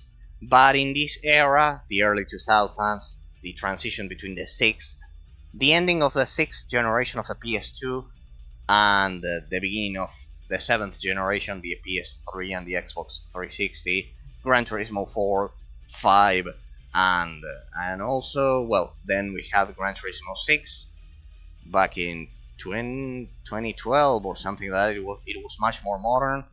They're all pretty great games, amazing games that you'll enjoy. I highly suggest those three. Gran Turismo 4 that you can see here. This is a modern. I managed to let's say reverse engineer it on PC. It's not kind of like an MMORPG that I reverse engineer. There's no server, but yeah, it's pretty much an emulator, and it runs. After a lot of tries, I made it run perfectly, so it runs perfectly. And then Gran Turismo 5 and 6 on the PS3. Amazing games, highly recommended. They look great even now. So, yeah. Here I have Gran Turismo 4, which is the one that I played the most back in the PS2 era. So, yeah, a lot of them. And as I've said, you have the whole Project Gotham Racing franchise as well. Speaking of dirt, when I was commenting about Flatout and Ridge Racer Unbounded, Dirt Showdown. Pretty much, I don't like the Dirt series because it's only rally. For example, Forza Horizon has rally. It has a rally expansion, the first one that I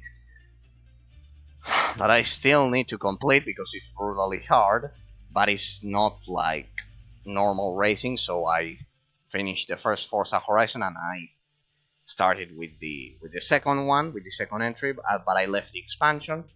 So, and I think Forza Horizon 5 recently released the rally expansion. They always have a rally expansion most of the time. I don't like rally.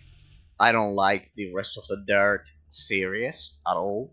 I have enough with I think as an extra mode of Forza Horizon, they're okay, but as the main mode, kind of like with the stages, I don't like rally. I don't like rally. Because I like kind of like much more simulation and technical courses and racing in general. But Dirt Showdown is a spin-off of the Dirt franchise, and it's not about just rallies. So there's asphalt, there are circuits, there's everything, there are courses. So this one is made by the same studio that we're gonna cover here. It's made by Codemasters. Masters, precisely, of the racing genre. They developed a game called it's a pretty old game. I don't know if it's 2006 or 2004. Toka Race Driving 3 or 4, something like that. The Toka Racing series, which they are pretty much the predecessors of the Grid series right there. But well, after that, the most modern incarnation of Codemasters formula. Before they were bought before they bought Slightly Mad Studios, and then Codemasters was bought by Electronic Arts, I think, or something like that. They developed the Dirt series. This one is Dirt Showdown, and yeah, pretty much the only exception. There's no Rally, so if you don't like Rally like me, you can play Dirt Showdown of the 7th generation. Race Driver Grid, this is a modded version. This game is brutally hard as well. I think this one is the one game that will be as difficult as Forza Motorsport 2 and Forza Horizon 1, because it's 100% physics simulation with gravity also simulated and everything, with G physics, with gravity physics and everything. This game is brutal, but at least I managed to mod this version. Not only the beautiful custom cover that you see there, Race Driver Grid. This is the original from 2007, I believe, if I'm not mistaken, or 2008, something like that.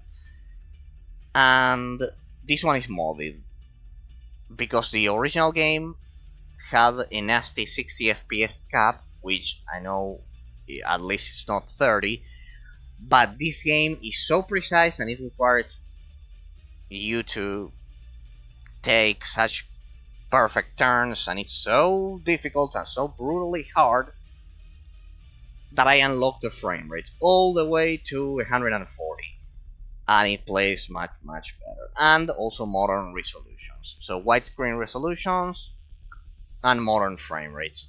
With that combination, this game is pretty much a great alternative, the third great company, Codemasters, of this genre, alongside the Need for Speed franchise, Gran Turismo, and Forza. As I've said previously, Metropolis, Street Racer, and Project Gotham Racing. This one is 100%. This one is like Gran Turismo, even worse than Gran Turismo. We are talking about something even worse than Gran Turismo. The physics are brutally realistic. We are talking about Forza Motorsport 2 level of realism. Though I still think Forza Motorsport 2 is the one that has the most accurate physics and perfectly developed game. Forza Motorsport 2, I think, is the best racing game of all time, beyond any question. At least of the simulation variation. Out of the arcade variation, it would be between. I would be torn between Scoot Race and Outrun 2. Grid 2, much. Grid Autosport, the legacy of Codemaster lives on. Grid, and then they developed one more game, and at this point they were bought. I think after this one, after they tried to remake the original Grid, but it's totally different. This one is much more similar to Forza Motorsport. I think they developed some. They released one called Grid Legends. Grid Legends. I still need to get that one. So yeah, pretty much the legacy of Codemasters lives on, but it's much more different. All right, then the game that we've been talking about some minutes ago, Project Cars, developed by Slightly Mad Studios after becoming independent, after developing Need for Speed Pro Street, Need for Speed Shift, and Need for Speed Shift 2 Unleashed under the seal of Electronic Arts. Then they became independent and they released Project Cars. It's pretty much Need for Speed Shift 3. Project Cars with a new engine. This game was extremely successful with a new engine, with a new game engine. Of course, a lot of years passed. I think this one is from 2014 or 15. 15, I think it is 14 or 15. Amazing graphics, amazing physics, pretty hard, brutal. You have to play this game. It's one of the most modern examples of simulation racing that has been released. Then you have Project Cars 2, and then recently released Project Cars 3, and after this, the Slightly Mad Studios was bought by Codemasters, and then Codemasters was bought, I think, by Electronic Arts, if I'm not mistaken. Someone bought them, a pretty huge company. Or was it the developers of iRacing or something like that, or Assetto Corsa, something like that. Some other simulation racing studio bought them. I don't know if it was Electronic Arts or what, but some other studio dedicated to simulation racing bought them. So yeah, pretty much Slightly Mad Studios bought by Codemasters, and Codemasters bought by another studio. Assetto Corsa, this one, Kudos Simulazioni Lab from Italy. This game is certainly a love letter from Italy. As you know, I am from that nationality as well, or soon I will be. And amazing. The physics of this game, are amazing, 100%. If you're looking for a hardcore simulation game, look no further than Assetto Corsa. Probably even more brutal than Project Cars, but we're talking about a game that fully simulates gravity physics and everything, G physics and everything. This one it's a bit bare bones, I'll admit that. It's a bit bare bones in terms of user interface and graphics and car variety, but these ones are pretty much 100% simulators. We are talking about pure simulators at this point of Project Cars, of Grid, and especially Assetto Corsa. The sequel, Assetto Corsa 2, Assetto Corsa Competizione, was recently released. It's still being updated. It has a bit more of car variety, but with the same brutal physics that we are used to. These custom covers, I had to create them because using official artwork, because the original icons are disgusting. They're kind of like just a logo. Pretty bare bones. In terms of presentation and advertising, the Assetto Corsa franchise is a bit bare bones, but in terms of physics, they are the best. A lot of people say iRacing, yeah, but that one is online only. It's a subscription-based game. That's disgusting. They are kind of like stuck in the subscription model of World of Warcraft from the early 2000s, without going through the immense development process of World of Warcraft. Remember, we are talking about a simulation racing game. But I would say Assetto Corsa is the best balance for those of you who are looking for something normal and you're looking for a pure simulator. We went from the most arcade style of racing to the most to pure simulation, to the most to the purest form of racing simulation. As I've said, the simulation and arcade, this genre in general, is a genre that originated in consoles rather than PC. So yeah. It's a genre that transitioned to PC recently, and it's thriving here. But for a lot of time, arcade racing, the home of arcade racing, are the consoles. You'll need to get consoles if you want to get the most out of this genre. As I've said, you can get Gran Turismo 4 to work on, though this one gave me a lot of troubles on PC, but for example, you'll miss Gran Turismo 5, 6, you will miss, well, Metropolis Street Racer, I have it here, but you will miss the whole Project Gotham Racing franchise, 4 games, Burnout 2 and 3, and also Dominator and Revenge, another 4 games, the whole Forza Motorsport franchise on the Xbox 360, so 4 more games. We are already talking about 12 games, and if we also add the Forza Horizon franchise 1 and 2, plus the Fast and the Furious expansion of the second one, which is a standalone game.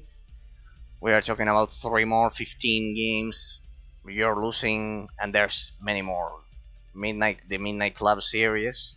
You're missing, yeah, you are missing Midnight Club 3 and Los Angeles. So we are talking about 17, and if I begin to think about it, you're losing like 20 games, which are pretty much the pinnacle of arcade racing and simulation racing. So you need an Xbox 360, sadly, and an Xbox 360 primarily, and also a PS2 or a PSP, something like that, or a PS Vita, to fully experience what this genre has to offer. Test Drive Ferrari Racing Legends. This one is it's a forgotten game from the 7th generation. It's the prequel of a game called Absolute Supercars. This was exclusive franchise of the PS3, ironically. But Test Drive Ferrari Racing Legends was also released on PC, an extremely forgotten game. But if you want to explore 40 years of the legacy of Ferrari, I think this one had the most complete licenses of Ferrari cars ever. So this one has almost all Ferraris, almost all of them, kind of like throughout 40 years until this game was released. You can play this one on the PS3. No, this one isn't a prequel. I think this one is a sequel because it's the most modern release. Yeah, it's a sequel. Sorry, it's not a prequel. No. Absolute Supercars is a prequel of this one, I believe. But yeah, pretty much. The game plays better than what it looks like. Trust me. It's better than what it looks like. I know the icon is a bit lame there. Maybe I should customize it.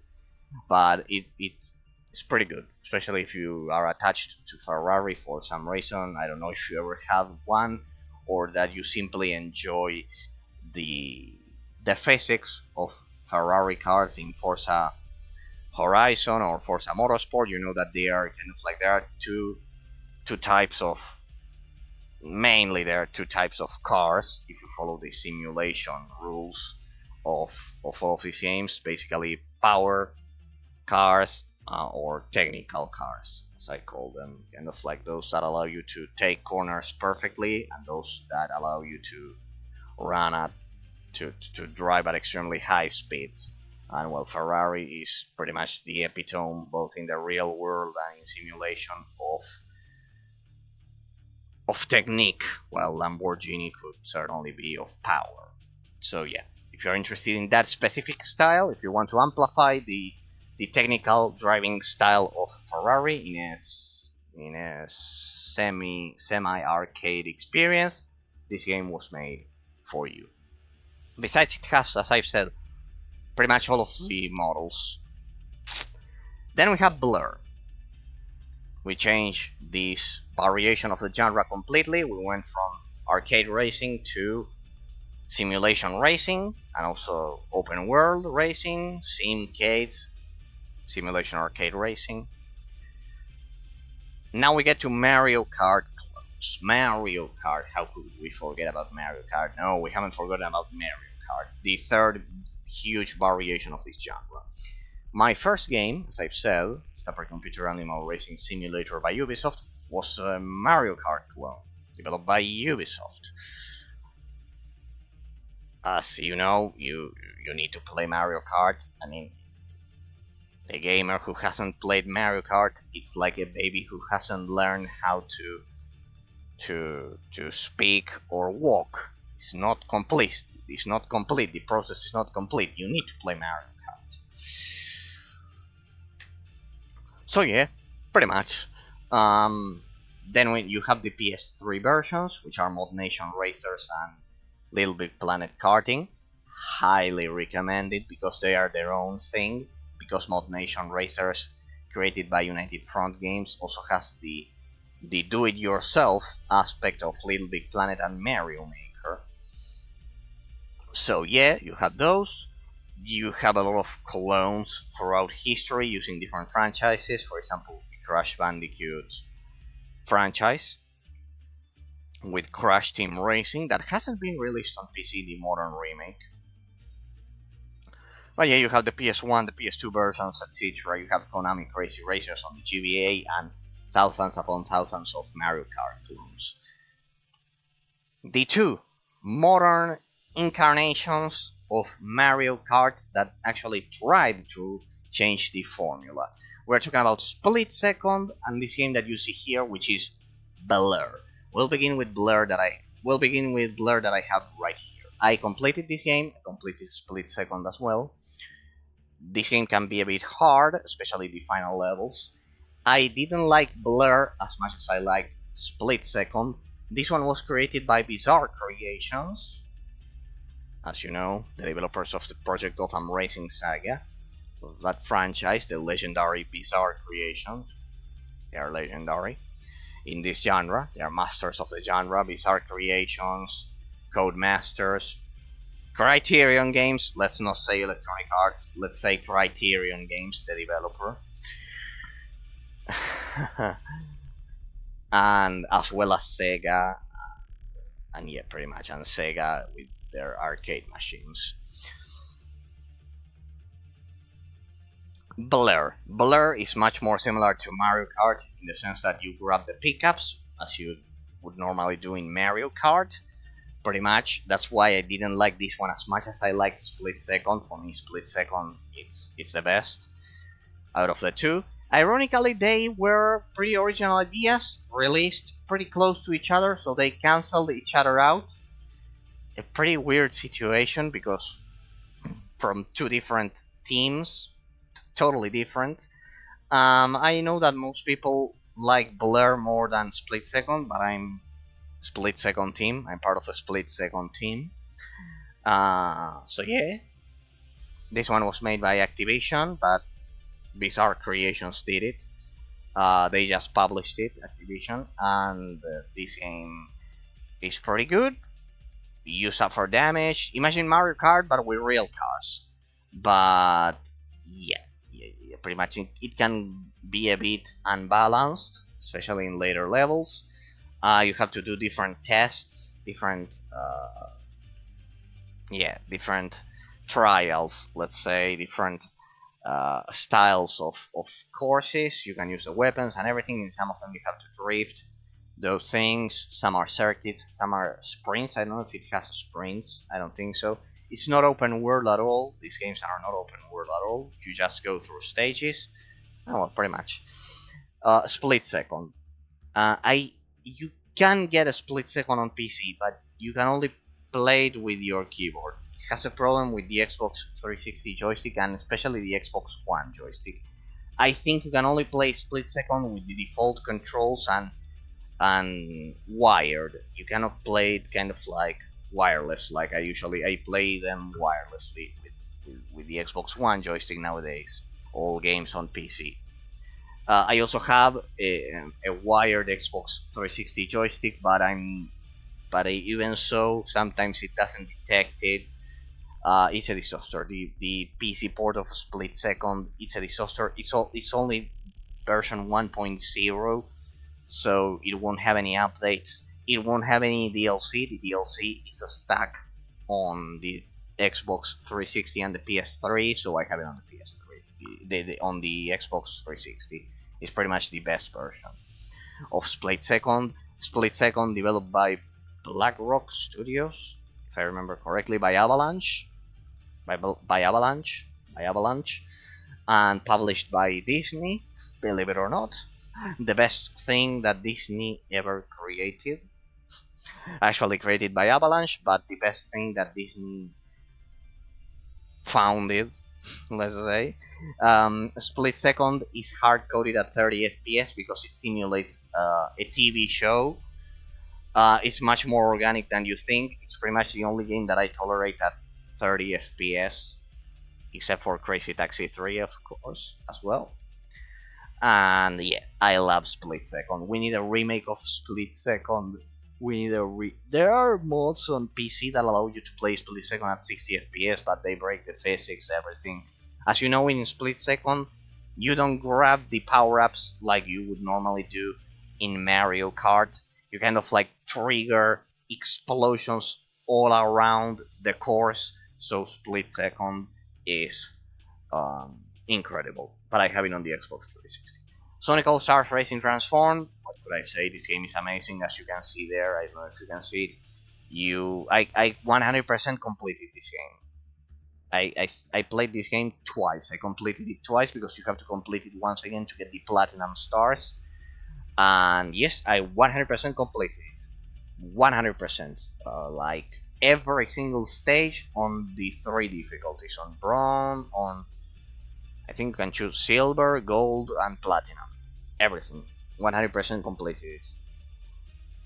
Amazing game. 10 out of 10. We have its modern successor, Team Sonic Racing.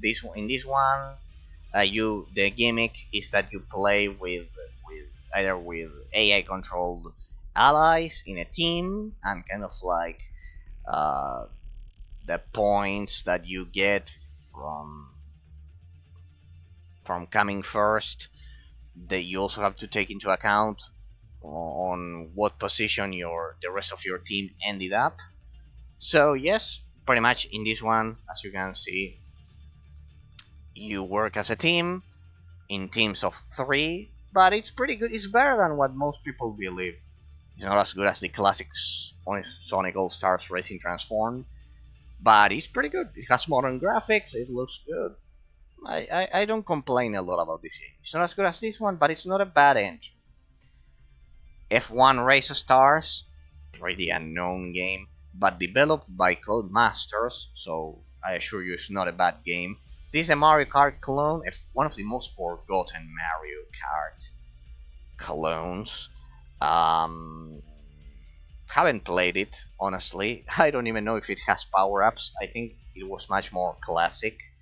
It was like kart racing with Codemaster physics, and I think it had some power-ups, but they were pretty light when compared to something like Mario Kart or Mod Nation. Mod Nation Racers has the heaviest power-ups. They can completely stop you. So yeah, pretty much. By the way, if you decide to play Mod Nation Racers on the PS3, the Internet Archive has a complete reversed preserved collection of all of the user generated maps and everything, and it's amazing. I have like 8,000 maps on my copy, so it's amazing. I have lots of gigabytes with the community maps of Mod Nation Racers preserved on my PS3, so amazing, just like with Little Big Planet. F1 Race Stars, another alternative. As you can see there, it's developed by Codemasters, so it must have a lot of quality. Agent Intercept. This one is a modern incarnation of another franchise called Spy Hunter. The most modern release of a Spy Hunter is on the 3DS and the PS Vita, and then we have a lot on the original classic Xbox. You just Google Spy Hunter original Xbox, and you'll find a lot of games. Incredible games in which your car is armed and you shoot Gatling guns and all of those. Pretty amazing. Forward and backwards. So imagine, incredible show. So you have the Xbox Classic versions of Spy Hunter, then you have the mobile. I think there's an Android version. No, there's no Android version. It's exclusive to the PS Vita and the 3DS, if I'm not mistaken. That pitiful version, pretty short and shitty. And then you have this one. It's an indie game which didn't use the trademark of Spy Hunter, and thanks to that, they focus on the gameplay mechanics as they should instead of a franchise. And pretty much, it's a pretty good game.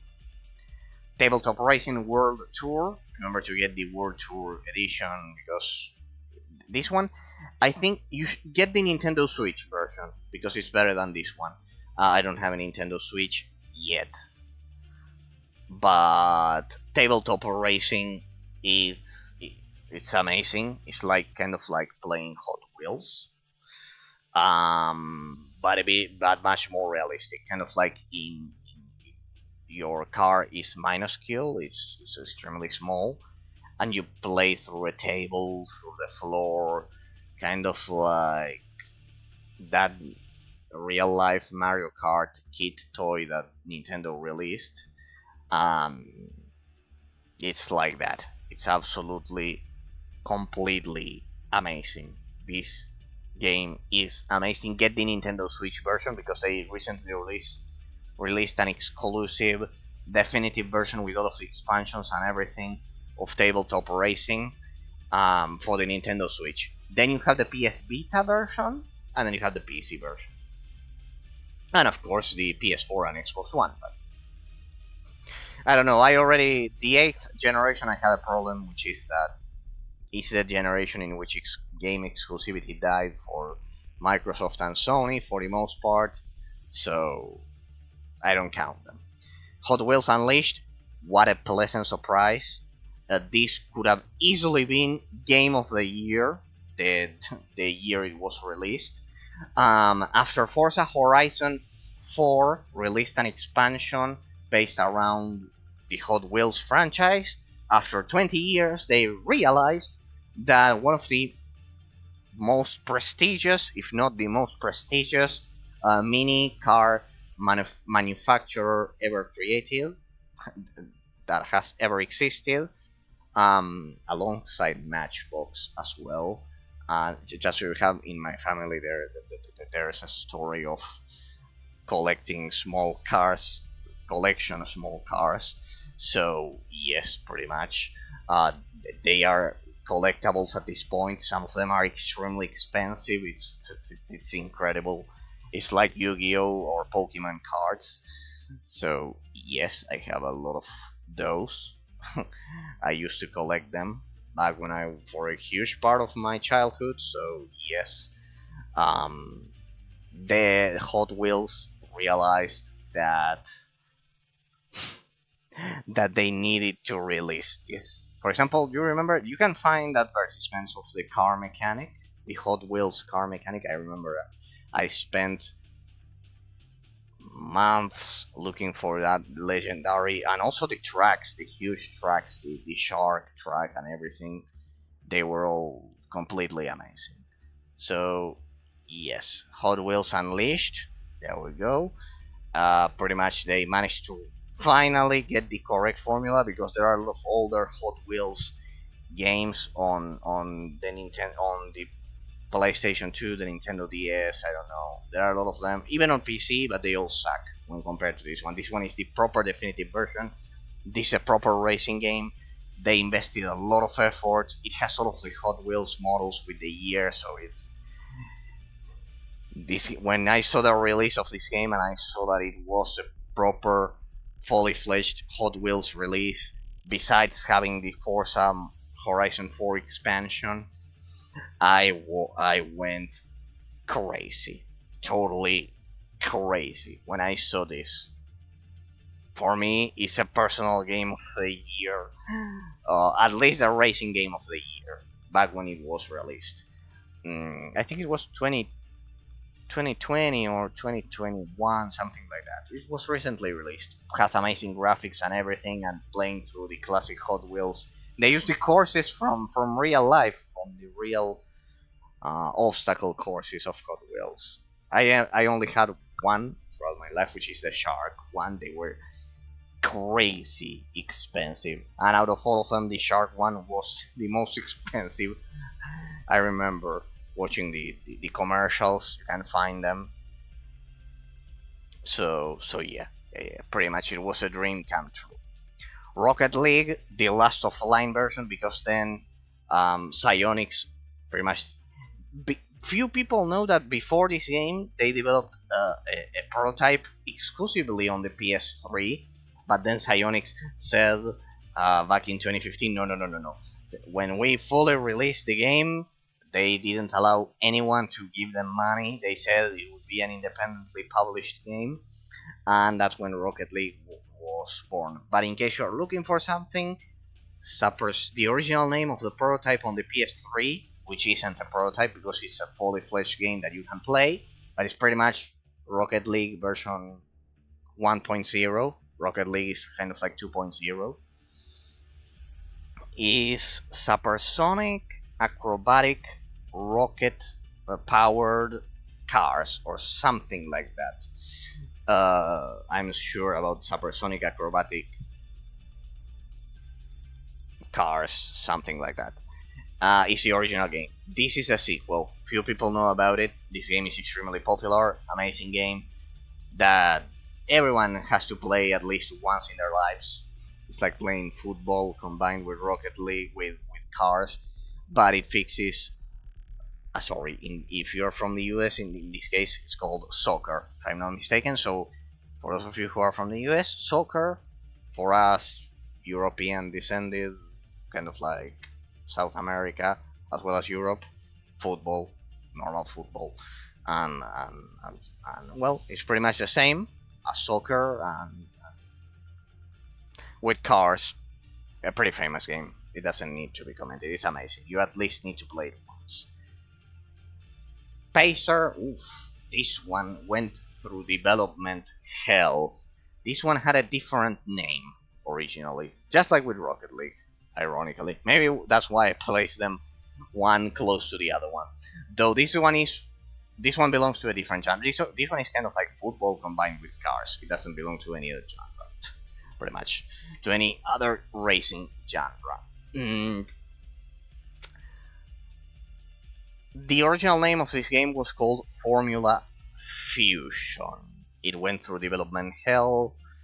It was released as Formula Fusion on PC several times. Then it was released as Pacer, then they had to update Pacer. And yes, pretty much this is the anti-gravity racing genre. Started by the legendary F-Zero on the NES, if I'm not mistaken, the NES. Then the Super Nintendo with F-Zero X, if I'm not mistaken. The GBA I covered in my Ultimate Modded Nintendo 3DS showcase, how they released one of the most underrated F-Zero games of all time, which is F-Zero Climax. You need to apply an English patch because it was only released in Japan,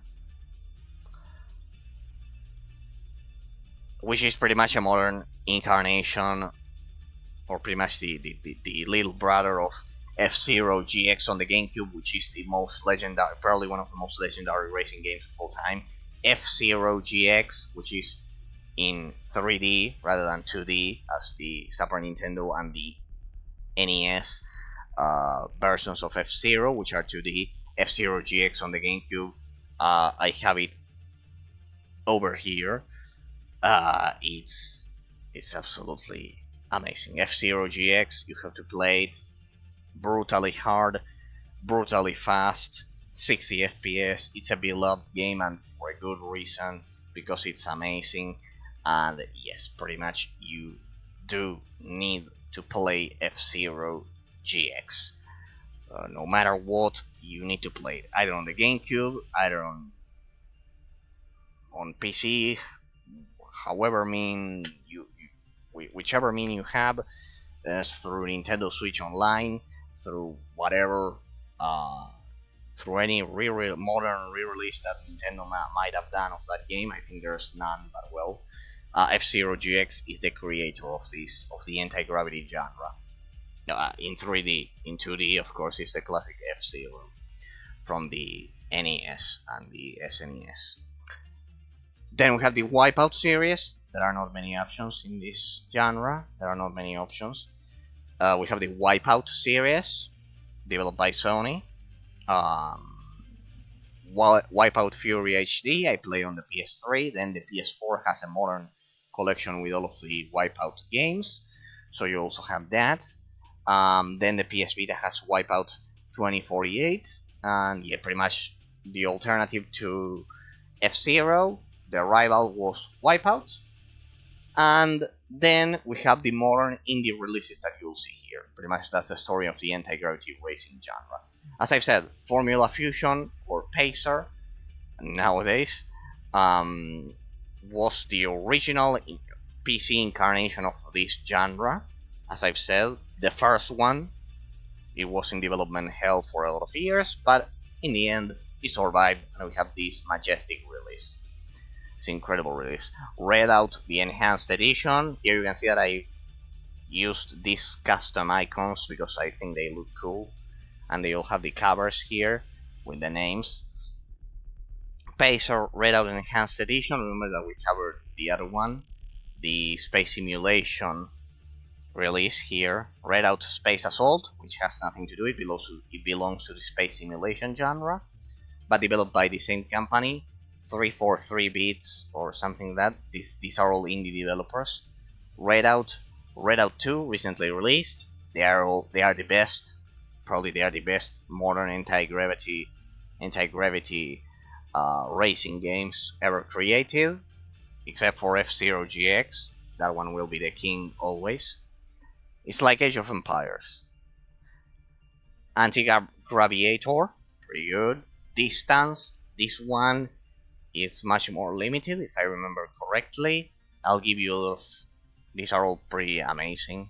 But Distance, I think, is just about going forward. It's kind of like not courses. You go forward alone. Race the Future. Grip Combat Racing. This one is a bit different. This one is different to a game from the PS1 that I don't remember the name. That is the same with vehicles. This one isn't anti-gravity 100%, but you kind of like change from you race kind of like either on the floor or the roof. Pretty crazy and weird. It's a modern incarnation of of a famous PS1 game, which used the same, which did the same idea. I don't remember the name right now. Carnage something or Road something. I can't remember it. And then we have Xenon Racer. Be careful with the Switch version of this game. It's completely broken, and the Switch and the PS4 and Xbox versions, I think they are completely broken. The PC version is the original, so yeah. And then, of course, Gravity Chase. I'm open for waiting any other anti-gravity racing games. As you can see, we covered pretty much everything. Anti-gravity racing, kart racing, miniature racing, let's say, the ones derived from Hot Wheels and tabletop racing, Spy Hunter clones, pure simulation, simcades, and completely arcade racing games. A pretty amazing genre that, fortunately, because of the popularity of the sport and overall overall real life culture of that people have of this great sport, which is racing, this genre has never fully died. The thing is that in modern days, it's become a bit of a niche genre in comparison to, let's say, something like Fortnite or other FPS multiplayers. But yes, if I had to say, it's one of the most stable genres in PC gaming. Originally, this genre, just like fighting, they were prominently. That's why you can see that I separated them in comparison to my showcase last year, because these four are pretty much eminently originally PC genres. They were all PC genres, kind of like classic RPGs like Baldur's Gate, MMORPGs, MOBAs, strategy. Well, FPS games are meant to be played with a mouse and a keyboard. So yeah, third-person shooters could be kind of like... No, they were born on...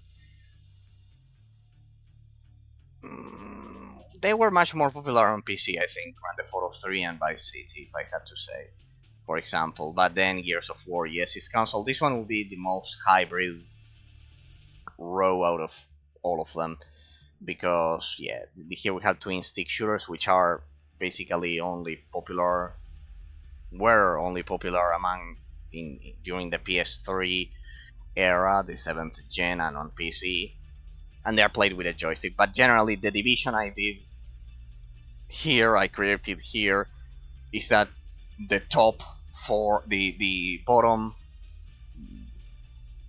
4 rows are pretty much originally PC genres, and these ones console genres. Though this one, as I've said, is pretty much this one is kind of like most PC genres: MMORPG, strategy, MOBA, FPS. They are 100% PC genres, born on PC. Real-time tactics. I don't know. Modern RPGs. For example, The Witcher is still a PC exclusive. And then they gradually go all the way to here, that this one, the racing genre and the fighting genre, they are meant to be played with a controller. They were always originally console genres. Alright, we continue. Action adventure genre. Another prominent console genre. Kind of like these 3 rows are gradually more and more related to the console scene rather than PC. Though I had tower defense up there. Oh well. Yeah, the thing is that the last row, it also has to do with the fact that not only PC is a much more modern row, and it's also played on Android and smartphones. Extremely modern, the most modern incarnation of console game. Prince of Persia, the Prince of Persia. I completed the original trilogy on the PS3. There's an exclusive 3D in 3D. Yes, back in 2012. There's the 3D trilogy of Prince of Persia on the PS3. They play amazing. They play amazingly well. So yes, pretty much that modern trilogy of Prince of Persia on the PS3 is the definitive way to play them, and they are completely incredible with 3D. Even if you don't have a 3D TV, which I do precisely. My TV is from 2012. I just needed to get to 1080p. It's the best TV to play this specific generation, because you have the 3D and you have the 1080p, and it looks pretty crisp. And then I have the PC for any other modern games at 2K and low frame rates and G-Sync and everything. So the original Prince of Persia trilogy, I played all of them. Sands of Time is my favorite, but I completed all of them on the hardest difficulty. The 3 original 3D trilogy. Then you have the old school Prince of Persia games that I haven't played yet, but I need to do so. The NES version and the PC version, created by Ubisoft, the flagship of Ubisoft. And then this one, which I labeled Prince of Persia 4, actually doesn't have that name. It's kind of like just Prince of Persia. There's a problem with this one, which is pretty similar to Split Second, in the sense that the DLC is exclusive to the PS3 and the Xbox 360, but I'd rather have this version because the DLC is not part of the main story. It's something extra. And besides, I'll be honest with you, I ran out of space in my consoles, so I have it here. It's a perfect port, unlocked frame rates, pretty amazing graphics, but a lot of people don't know about this game. And yes, there was one last Prince of Persia game developed. Don't expect something like the Sands of Time, kind of like a combination between platforming and action. People underestimate how much the original Prince of Persia: The Sands of Time game influenced modern gaming. I think they underestimate it, but basically there wouldn't be Uncharted without Prince of Persia. That the ledge mechanic that Ubisoft created, kind of like grabbing the ledge with, well, we could say that Tomb Raider created it. We could say that, but Prince of Persia, let's say, perfected it in 3D. right? So it would be between Tomb Raider and Prince of Persia, the true original action adventure games that popularized the genre, the action adventure genre. Prince of Persia, Forgotten Sands, um, extremely forgotten. I played this one on the Wii, but when I realized it had a PC version, I said, ah, yeah, right, let's get the PC version. Seems extremely forgotten. These are not kind of like, they don't have the quality of Prince of Persia 1, 2, and 3, the original trilogy, but they are pretty good. If you like the franchise, you'll probably like them. What happened then? They were about to develop one more Prince of Persia game, open world. Ubisoft was ready to release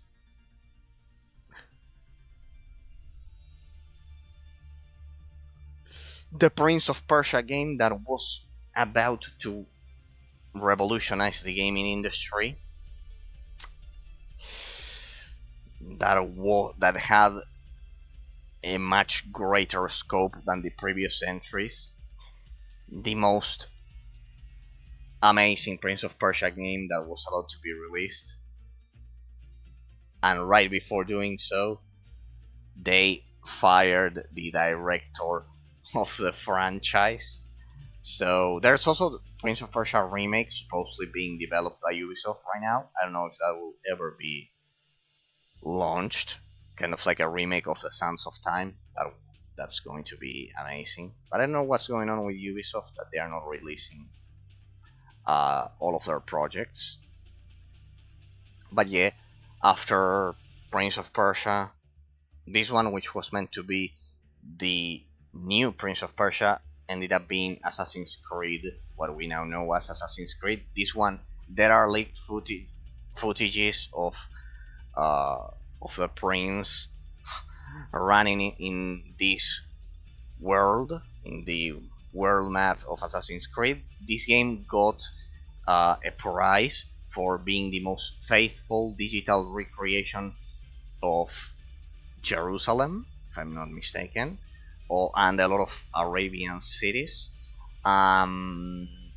This one is the game that pretty much popularized scanning real world locations for video games. Up until this point, you had to create the level design.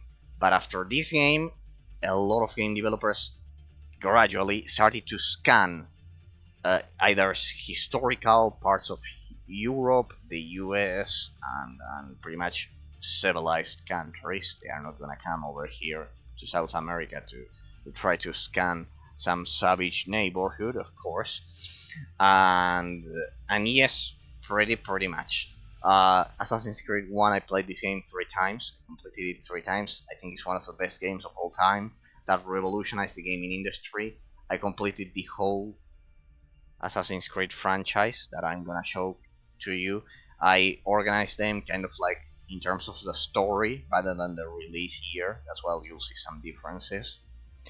So Assassin's Creed 1, my favorite one because it's the OG experience. I love this game. I played from time to time. Legendary game that you need to play. I played this game at the age of 13. It was released back in 2008, but I played it, I think, slightly later. I don't know. And it's the first game in which I saw blood. A pretty interesting and curious detail. This game is the first one in which I saw blood, and I lost kind of like fear to at least watching it. So yeah, pretty much amazing game, 10 out of 10. Assassin's Creed 2, the Italian version of it, it's pretty interesting because I am half Arabic and half Italian, and pretty much this is Arabic and this is Italian. So I always love this franchise. So incredible. So yeah, in terms of genetics, yes, I'm a genetist's wet dream. Yes, I know. I don't know if it's good or for me or not, but I've been healthy I haven't had not even a cold. I haven't caught a cold in at least 10 years. I don't know if it's because of my genetic composition. Don't ask me. Don't ask me. I have good sight. I have good taste. Good. Um, I can hear from afar. I don't know what kind of weird, crazy genetic combination I have, but at least in terms of sight and smell and taste and hearing from afar and, and those, um, it is a pretty good genetic composition. I can assure you, Arabic and Italian. Very weird, very weird. Blood from all of the continents. A genetist's wet dream. They would kind of like, if they discovered, give us, please give us a bit of your blood. We need to investigate it because in your blood there's genetic components and material from 4 different continents. Kind of like Africa and Asia because of Egypt, because Egypt is kind of like it's a transcontinental country. Europe because of Italian, and South America because I live here. Kind of like I hope the environment had some effect on me. So yeah, pretty much a genetist's wet dream come true. There are a few cases. So Brotherhood, so it's pretty curious. This is Arabic and this is Italian precisely. This one is also the sequel, Ezio Auditori Differenza. Ezio Auditori Differenza. Brotherhood Revelations. This one it's a combination. It kind of like it's Ezio, the last years of Ezio, following the legacy of Altair, and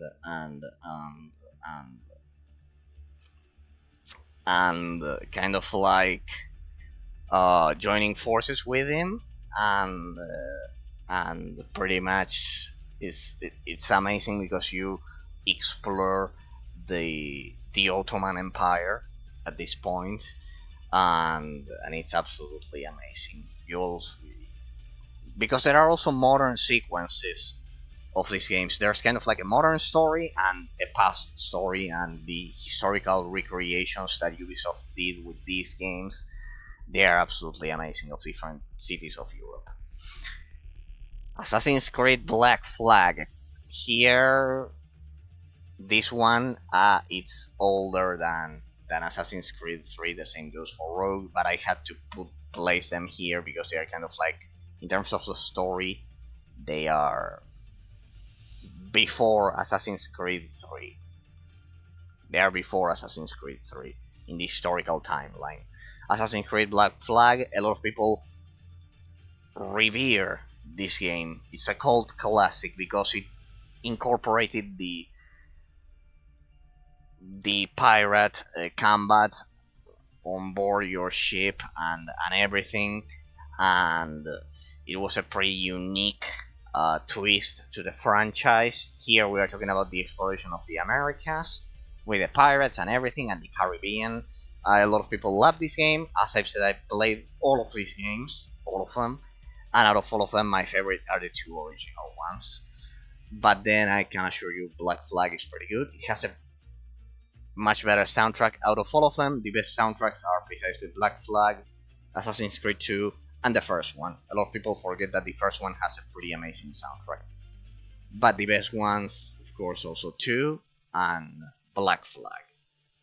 Then we have Rogue. This one is a pretty sad game. Don't play this game if you are depressed, because you're gonna commit suicide or something like that. This game is extremely depressing. The same goes for Black Flag. They are extremely depressing games. It was this period of time in which game developers tried to be cool by telling us crude stories. I don't know, pretty stupid way of thinking. Like Red Dead Redemption. I think Red Dead Redemption, Black Flag, they are all depressing. That's why I don't like them a lot. I generally don't like depressing stories at all. I rather like epic, action-packed stories. But well, Rogue, Assassin's Creed 3 Remastered. I love this one. This one, I love it. I love it. Just like Assassin's Creed 2, it's pretty. Here, the formula as I've said, this one was released after Revelations. Actually, here the formula changed a lot back in 2012. I believe. No, even earlier. Yeah, no, 2012. 2012. We're talking about 2012. This one I think it's a bit later, 2013, and this one 14. Could it be something like that? Am I missing? I don't know if I'm saying it correctly, but well. Um, no. They must be earlier, much earlier. So, Assassin's Creed 3 remastered version. A lot of people complain about the bloom in this version. I played all of them. I played them on the PS3, I believe. But yeah, pretty much remastered version. I don't. This is the ending of the official Assassin's Creed story. That's why I have it here. This is pretty much the ending. So you need to play it. It's the ending of the original Assassin's Creed story. Yeah, it's 2012. This one is 2012. This one has to be 2013.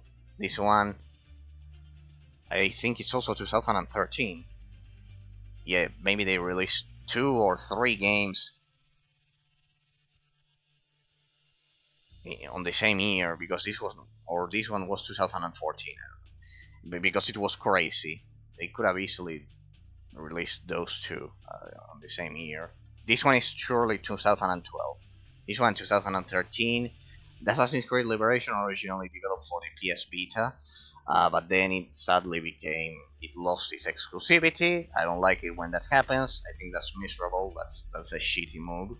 But well, this is a remastered version, which got further updated and it looks amazing. I also played this one and completed it. This one I need to play the Tyranny of King Washington, the DLC. That's the thing.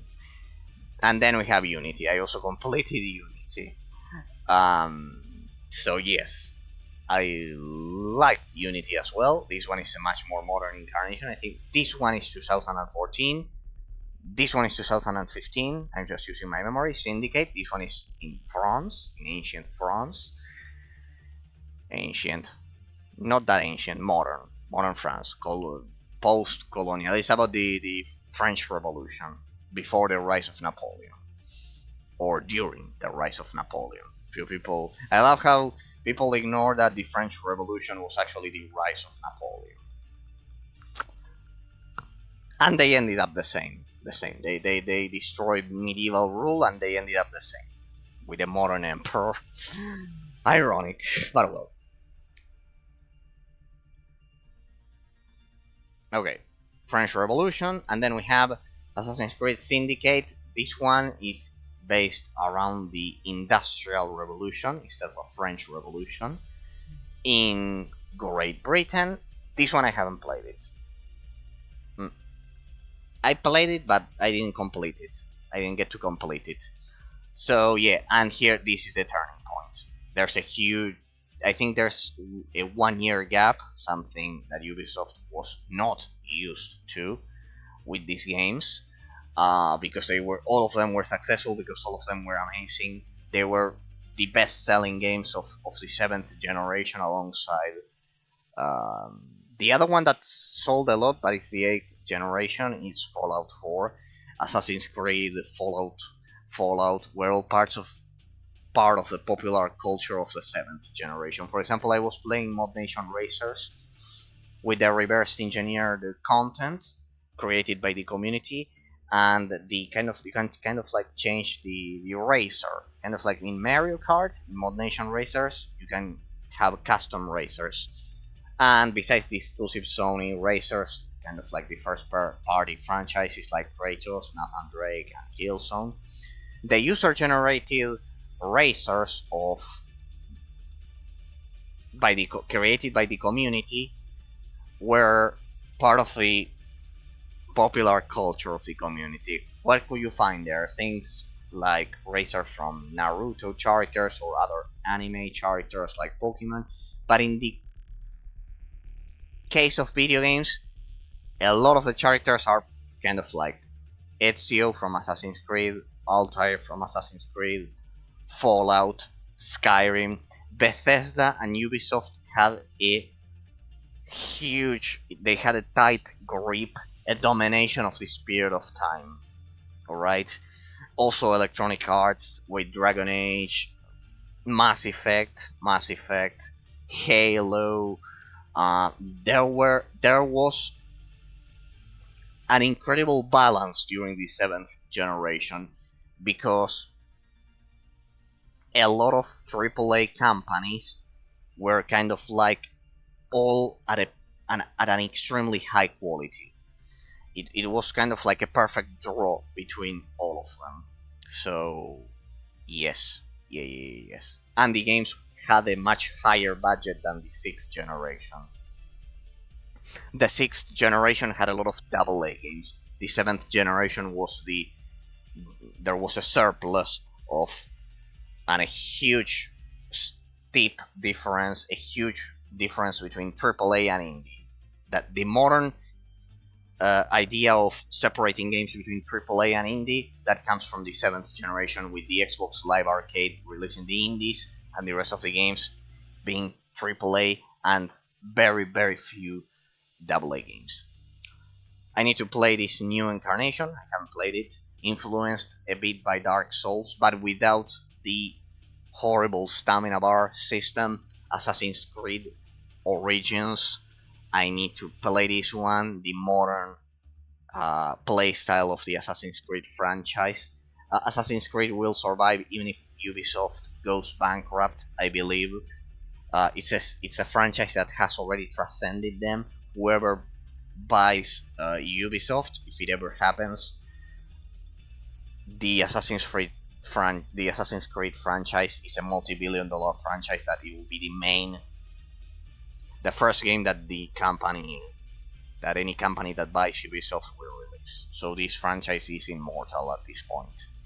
Origins, Odyssey, they revived it in a pretty spectacular way. This is ancient Greece, this is ancient Egypt, this is ancient North Europe. We are talking about Viking tradition, which please forgive me, but in my case I studied Roman and kind of like Southern and Central Europe history. You cannot explore all of them, people, Norse mythology and everything, because culturally I am from the Roman section of ancient Europe, or everything that I've studied and everything. So, but yes, pretty much this one, in general terms, explores the population of the Scandinavian territories. Pretty similar to God of War in that sense, but God of War has fantasy mixed in it. This supposedly is a bit more historically accurate. So, yeah. Just one warning. These last three games have modern ideologies and ideals sadly inserted into them, so they are not historically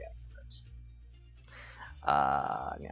They have modern shit in them, so well, there's always a dark side and a downside to them. But well, you have ancient Egypt, ancient Greece, and ancient. I love how they went kind of like far back in time. They went back to ancient times and ancient Scandinavia, pretty much. I need to play these last three modern incarnations. I kind of like lost interest after I saw that they were taking a rest after Assassin's Creed Syndicate. I'm still in that rest. I need to explore the rest of them. Batman Arkham Asylum, I finished this game on the PS3. Amazing game, the best one of the franchise, even better than Arkham City in my eyes. Amazing game. You need to play this game. This game is legendary, absolutely legendary. This one has a pretty advanced on PC. It has probably the best fog and smoke you'll ever see, because it used an advanced NVIDIA physics simulation fog. It's extremely realistic and amazing.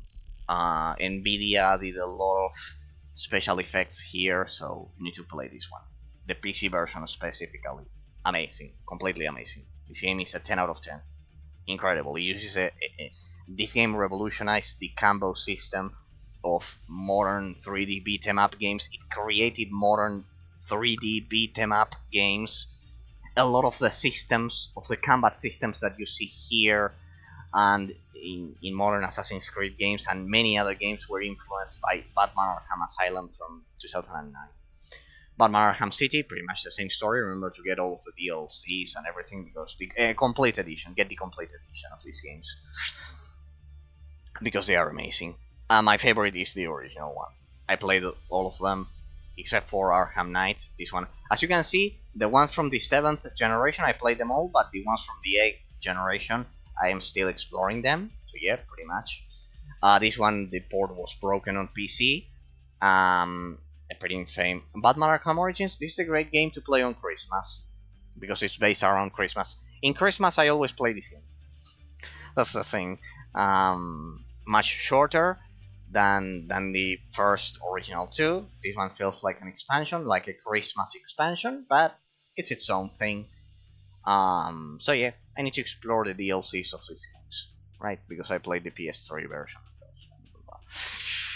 Without the DLCs, I need to explore. I think you can play as Nightwing or those things. Batman Arkham Knight. Batman Arkham Knight, ladies and gentlemen. This one was broken. Haven't played it. By broken on PC, it means that it doesn't reach unlocked frame rates. But after a lot of updates, they refunded the money. An absolute disaster. I think Iron Galaxy was responsible for this. And yes, they basically ruined the port. This one is from 2015, and after a lot of updates and everything, I think that the last test I ran on it, it could play at least 90 FPS. 90 FPS. It was the cap, pretty much. It couldn't play at 140, but well, at least it could play at 90. On consoles, it's 30 FPS. The PS4 and the Xbox One, it was 30 FPS, and no one said a thing.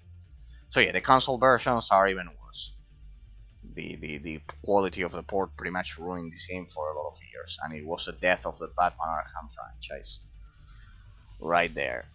Star Wars The Force Unleashed, be careful, just like I mentioned with The Lord of the Rings The Conquest. But don't worry, Warner Bros. Has a lot of money. They recently released this game, which is Gotham Knights here, that they have a lot of money, so don't worry.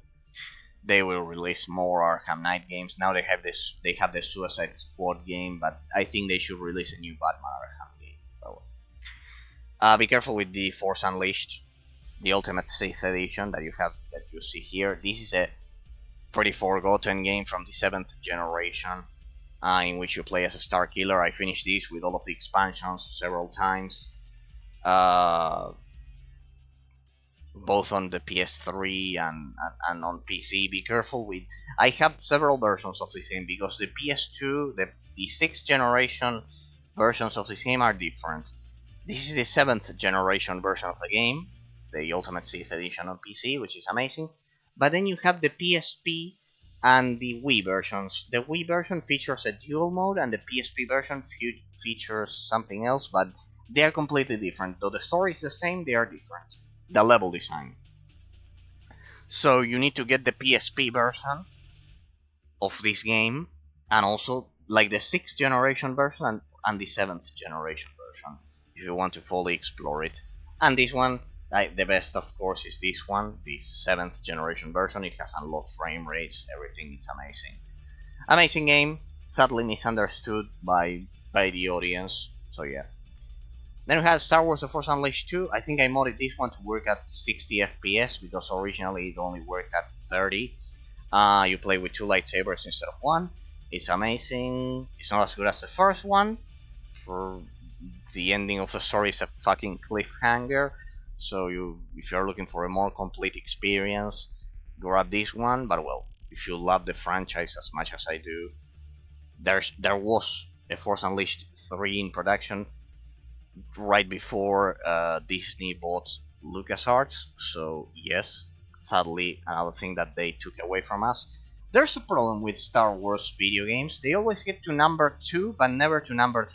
Like Knights of the Republic 1 and 2, and 3 was under development, in which we were about to face the real Sith Lords, and in this case it's the same. Force Unleashed 1 and 2, Battlefront 1 and 2, they never get to number 3. They never get to number 3. What a shame. Ninja Gaiden Sigma 1, more than recently released. Be careful with this one, it doesn't have full screen, shitty port. Be careful with this one. This version 1.00 that I was about to say, just like the Lord of the Rings The Conquest, is completely broken on PC. You won't be able to get past level 1, so be sure to get the updated version. Of course, this game is not digitally updated anymore. So get the Sith Unleashed, the Ultimate Sith Edition with the 3 DLCs, and remember to get an updated version, because version 1.00 of this on PC, you won't be able to finish it. You won't be able to get past level 1. So yeah, there's that. Ninja Gaiden Sigma 1, 2, and 3, originally part of this one was an Xbox, an original Xbox exclusive, Ninja Gaiden Black, something like this, something like that. Then it became a PS3 exclusive for a lot of time, and then they modernly released them. Ninja Gaiden Sigma 3, I think, is part of the Wii U or those things. I don't know, crazy releases, but now they are remastered on PC. Be careful with this one. I think they updated it, but be careful because this one, or when it was launched, it didn't have a full screen. It didn't have the full screen option.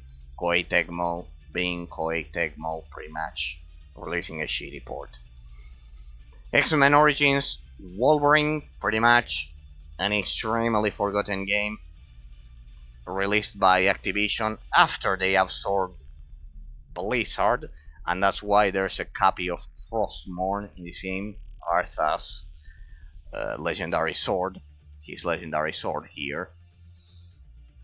There's a hidden cameo there, you can find Frostmourne. But besides that interesting detail, the 7th, this game is the same story as The Force Unleashed, in the sense that there's a 6th generation version and a 7th generation version. I mentioned this when I was covering a Singularity here in the FPS row, because this one was developed by Raven Software, extremely talented developers that are still inside Activision, but that they're still working for Activision. But Raven Software, after developing a lot of FPS of Call of Duty games, of helping Activision with a lot of Call of Duty games, and then releasing Singularity, they also released X-Men Origins Wolverine. If you like God of War 3, this game is like God of War 3. It uses an advanced, system in which you can see the regeneration in Wolverine's body, which is amazing. I completed this game.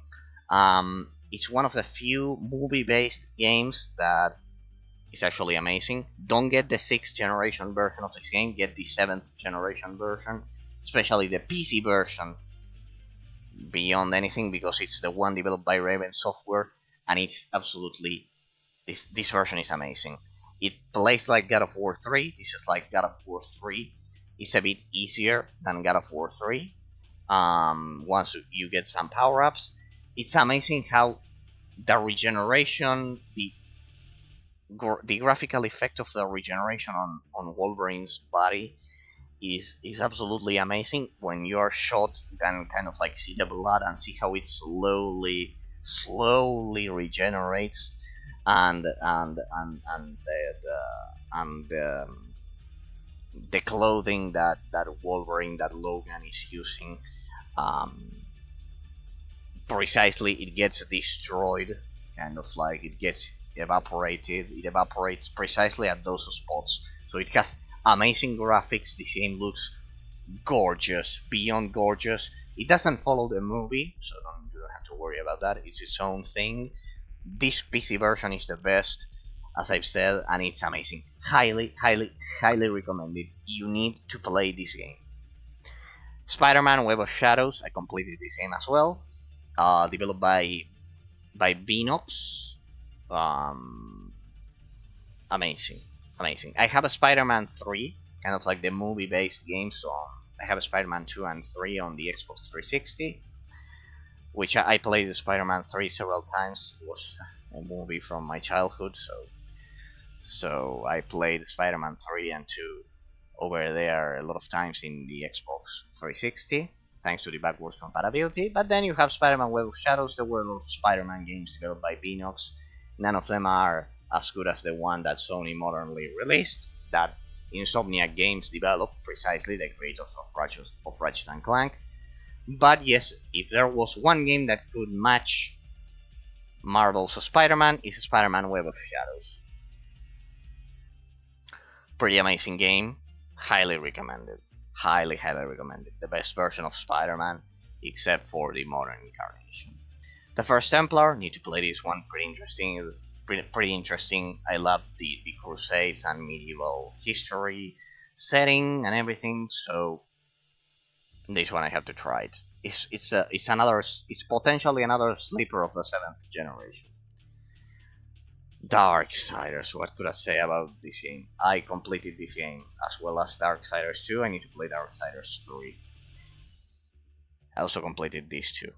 10 out of 10. If you're looking for something like God of War mixed with The Legend of Zelda, this game was made for you. I played it on the PS3. This is the War Mastered version, the War Mastered edition, and this is the definitive edition of Darksiders 2. My favorite is Darksiders 1 because it's much harder than Darksiders 2 because this one mixed a lot of RPG elements. But yeah, pretty much these games use the legend of the 4 horsemen of the apocalypse: war, death, fury, I think it was this one, and pestilence, something like that. Famine, I think it was the name. And yes, pretty much. The Darksiders franchise is a must play. It's like The Legend of Zelda mixed with the hack and slash gameplay of God of War mixed with heaven against hell, just like Bayonetta. So I think it's, besides God of War, is the best hack and slash game ever created. I like this one much more than Bayonetta and Devil May Cry, though I love Bayonetta. So yeah, pretty much.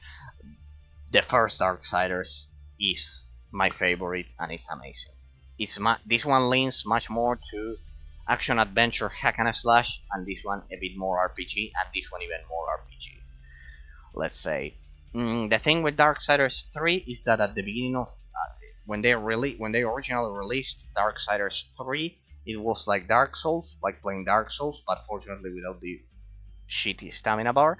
But then they released a classic combat mode.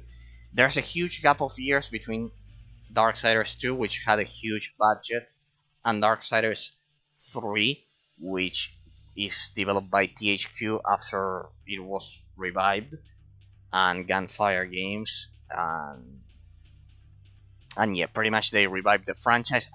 We're still waiting for Darksiders for the ending, the final ending of Darksiders 4, because this one is a prequel. They have a problem here because the storyline here and here follows a specific pattern, and this one is a prequel, if I'm not mistaken, and they will have to somehow unite all of them, the 4 horsemen of the apocalypse, in Darksiders 4. They have already showcased Famine in Darksiders Genesis, this twin-stick shooter alongside War, but they have a problem with this franchise because the epic ending it has to happen in the next game. Because originally the idea was to release 4 games, one for each of the 4 horsemen of the apocalypse, and Famine was the one that was going to finish it all. But you also need, the ending of Darksiders tells us that the 4 horsemen of the apocalypse need to unite forces. They have to unite against the big threat that is about to befall, to strike the realm of men. And the last line of Darksiders 1, like when War raises the amulet and sets the 4 horsemen of the apocalypse free, when he summons them, it's pretty much the perfect ending. And yeah, they have a problem with the story, how they are going to finish the story once and for all with the 4 horsemen of the apocalypse. The 4 need to be playable, and well, basically Famine will be the main character, but the 4 should be playable, and it should be an extremely long and brutal and apocalyptic ending, which is the end of all wars of the horsemen of the apocalypse. So yeah, pretty much. Uh, we are waiting for you, Famine. If you are, I know you are not watching because you are a fictional character, but we are waiting for you. We are loyally waiting for you and the ending of this great franchise. Then we have Bayonetta. I don't like Devil May Cry. I like Bayonetta. I don't like Devil May Cry because it doesn't have light attacks. I love combining light and heavy attacks. That's why I love Bayonetta here. Though I don't like the aspect of Bayonetta from the first game. I think it's way too Japanese. I think the real aspect of Bayonetta is that of the second game, which was exclusively released on the Wii U and the Nintendo Switch, which I have here. I played on PC. So I modded this version. So once I complete the game for the first time, which I did, now I'll need to play it a second time. But I'll play it. I've already tested it, the first level, and I can play it with the aspect of Bayonetta 2, of the second game of the franchise, which is the one I'm more used to, because it's the one that I've seen the most, like with the short hair instead of that long hair. So yeah, pretty much. Platinum Games, one of the best developers of the gaming industry, Hideki Kamiya. Metal Gear Rising Revengeance. I must confess that I don't like the Metal Gear Solid franchise. Sorry. I don't like Metal Gear Solid 1, 2, 3, 4, and 5. I don't like them. I don't like the spin-offs on the PSP. I don't like anything about the Metal Gear Solid franchise. There's not enough action. There's not enough anything. But this game developed by Platinum Games, using the franchise, I'm perfectly fine with it. I managed to beat this game. I beat Bayonetta, of course. This game is brutally hard, the final boss, and in general, Senator Armstrong. Yeah, the final boss of this game is a senator. It's one of the hardest fights in the gaming of the 7th generation. A real test of your patience.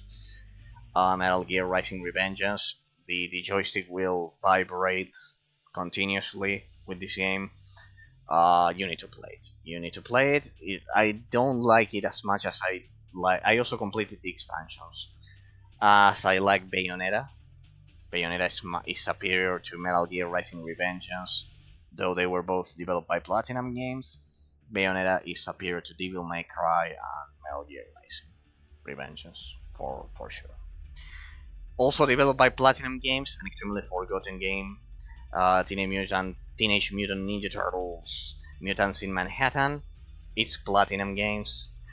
They also developed a Legend of Korra game or something like that, which is similar to this one, but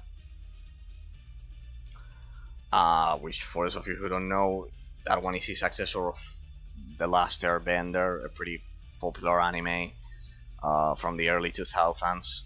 Pretty legendary, though I didn't like it that much. I watched it up until the end. It wasn't bad, but no more than 6 or 7 I would have qualified, would have awarded it. Just like Red Dead Redemption. Sorry, I know my opinions suck. Also, Half-Life, I don't like it. I have a lot of controversial opinions. I think a lot of games and movies are appreciated, and a lot of other ones simply are not appreciated.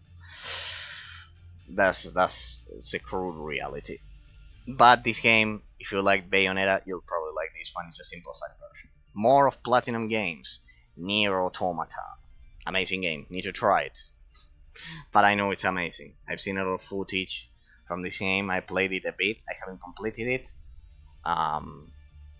Amazing game. If you like Bayonetta, you pretty much have to play this one. This one also mixes bullet hell mechanics, open world, and RPG touches to it. Nier Replicant. The complete title of this game is Nier Replicant version 1.4, blah blah blah, with a lot of numbers. I need to play these ones. Playing kind of like us androids is a pretty amazing mechanic, and and of course the combat and the gameplay mechanics of these games are amazing. The most modern examples of great Platinum games, of games developed by Platinum.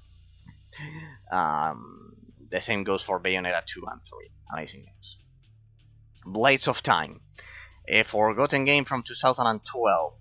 If you like Bayonetta, you'll probably like this one because pretty much something extremely similar, but this one has something that other hack and slash games don't have. This game has a MOBA, an arena MOBA mode. Yes, believe it or not. It has an arena MOBA mode. That's why I have this game here. That, besides the main campaign and everything, it has that weird arena mode game which combines MOBA and hack and slash, and I think that's just because of that the game is unique. It had a prequel which is Blades X or something like that you can get on PC, but the good entry of the franchise, of this short franchise, is certainly Blades of Time. Besides, it's similar to Prince of Persia in the setting of the time and everything, so it's a combination of MOBA, Prince of Persia, and God of War hack and slash, so pretty crazy mix, right? But I think hack and slash fans don't know a lot about this game from 2012, and it's amazing. Marvel Breaks and the Mask of Death. This is pretty much indie God of War. It's like playing God of War. It doesn't go any further than that. It's like playing God of War, pretty much 100%. It's as if you played God of War as an indie game on PC. So yeah, pretty much. This is God of War. It's like playing God of War. A short version of God of War, an indie game. The Lord of the Rings War in the North. I completed this game. I need to showcase this game. In fact, it's one of the games that I'm about to showcase soon, because it's a forgotten game, also from 2011 in this case. It's the Inheritor, developed by Snowblind Studios, who developed Baldur's Gate Dark Alliance 1 and 2, and also a PlayStation exclusive called, I don't remember the name, Champions of Norath 1 and 2, Champions of Norath 1 and 2, The Legacy of Snowblind, and here you can see Dungeons and Dragons Dark Alliance. If you like this style of Snowblind games, this is probably their best game, believe it or not. I love this game. You get to see the Fellowship of the Ring, though it has a completely different story. This game deserved much more praise. I think this game is a 9 out of 10, 9.5 out of 10, and a lot of gaming reviewers, of gaming press reviewers, awarded it a 7 or something like that. What a disgusting, what a bunch of disgusting degenerates. You award Metal Gear Rising: Revengeance 9s and 10s, and you don't even care about the Lord of the Rings War in the North, which is the swan song of Snowblind games and the legacy of Snowblind games. Certainly, you haven't played Champions of Norath as well as Baldur's Gate Dark Alliance. I'm going to showcase this game. It's that amazing. It's a forgotten gem. You need to play this game. The problem is the copyright, because it has a lot of the Lord of the Rings tracks in it. So well, amazing game, amazing game, amazing game. You need to play this game. I completed this game. I completed this one. As you can see, I'm also a fan of the Lord of the Rings. I'm a fan of most medieval themed movies and stories. So yeah, pretty much. Middle Earth: Shadow of Mordor. I also completed this game. This game is much better than what people believe. I 100% completed this game, all of the side quests, all of the collectibles, all of the DLC expansions, everything. Walking. I didn't run. Walking. Slowly savoring this game, because this game is amazing. This one also created the Nemesis system, and this game is amazing. The only problem, it's not a perfect game, because it lacks incredible boss fights and mechanics. It needed to expand a bit more on its mechanics and the boss fights. Instead, it went for the For the Nemesis system, this one is was developed by Warner Bros. They tried to follow the success of the Batman Arkham series. If you like Batman Arkham, this one was heavily influenced by it. From 2014 is this game. I recently played it 100% and I loved it. It just lacks uh, good final boss fights. It doesn't have good boss fights. It doesn't have boss fights at all. It's so open world that the Nemesis system replaces the final boss mechanics, and I don't like that. I would love a much more conservative and traditional final boss mechanics. We'll see if Middle Earth Shadow of War improves upon this. As for the rest, here I found everything. Every collectible, everything. I completely played this game, 100%. This one I haven't played it. We'll see if it fixes what the errors, the flaws that this one had. But yeah, Middle Earth Shadow of War, pretty much the sequel. If you like Batman Arkham, these two are direct sequels, pretty much. Castlevania Lords of Shadow 2, I played the first one, didn't like the insane amount of puzzles. It looks like a puzzle game when it should be a hack and slash game. It's like God of War. I didn't like it. I played it. I played the expansions. I 100% completed Castlevania Lords of Shadow 1. Didn't like it. I can complete games that I don't like. See, that's a virtue that few people have. Castlevania Lords of Shadow 2. I hope it doesn't. I've heard that it doesn't have the insane amount of puzzles of the first one. I'm going to pray that it doesn't, because otherwise the game will be as shitty as the first one. The first one, if you like puzzles, you'll love it. It has few hack and slash sections. It's a hack and slash sections. It's a pretty weird example. Pretty weird case. Pretty weird case, the first one. A hack and slash game that was filled with puzzles. A complete disaster. The second one, I hope it's different. These were developed by Mercury Steam, but they also had the help from Kojima Productions. No, sorry, not from Kojima Productions. Kojima had a lot to do with them, if I'm not mistaken, with Konami, because Kojima was working at Konami there, and everything that Kojima touches, generally, I don't like it, because he still hasn't successfully created a proper combat system, a solid combat system. Instead, he focuses on pompous stories and crazy ideas instead of creating a solid gameplay system. That's the idea. And I don't like the influence he had on the first game. I heard that the influence here was diminished, so let's hope that this is truly a hack and slash game when compared to the other one. Remains to be seen. It has pretty good graphics, and it has kind of like a Gears of War third person over the shoulder camera instead of isometric. Rise, Son of Rome. One of the launch titles of the Xbox One. This is one of the few games developed with the Cry engine, the legendary engine. Sorry, we'll get there in a second. Give me a sec. I'll change the category, and that's it. We'll change the category, and that's pretty much it.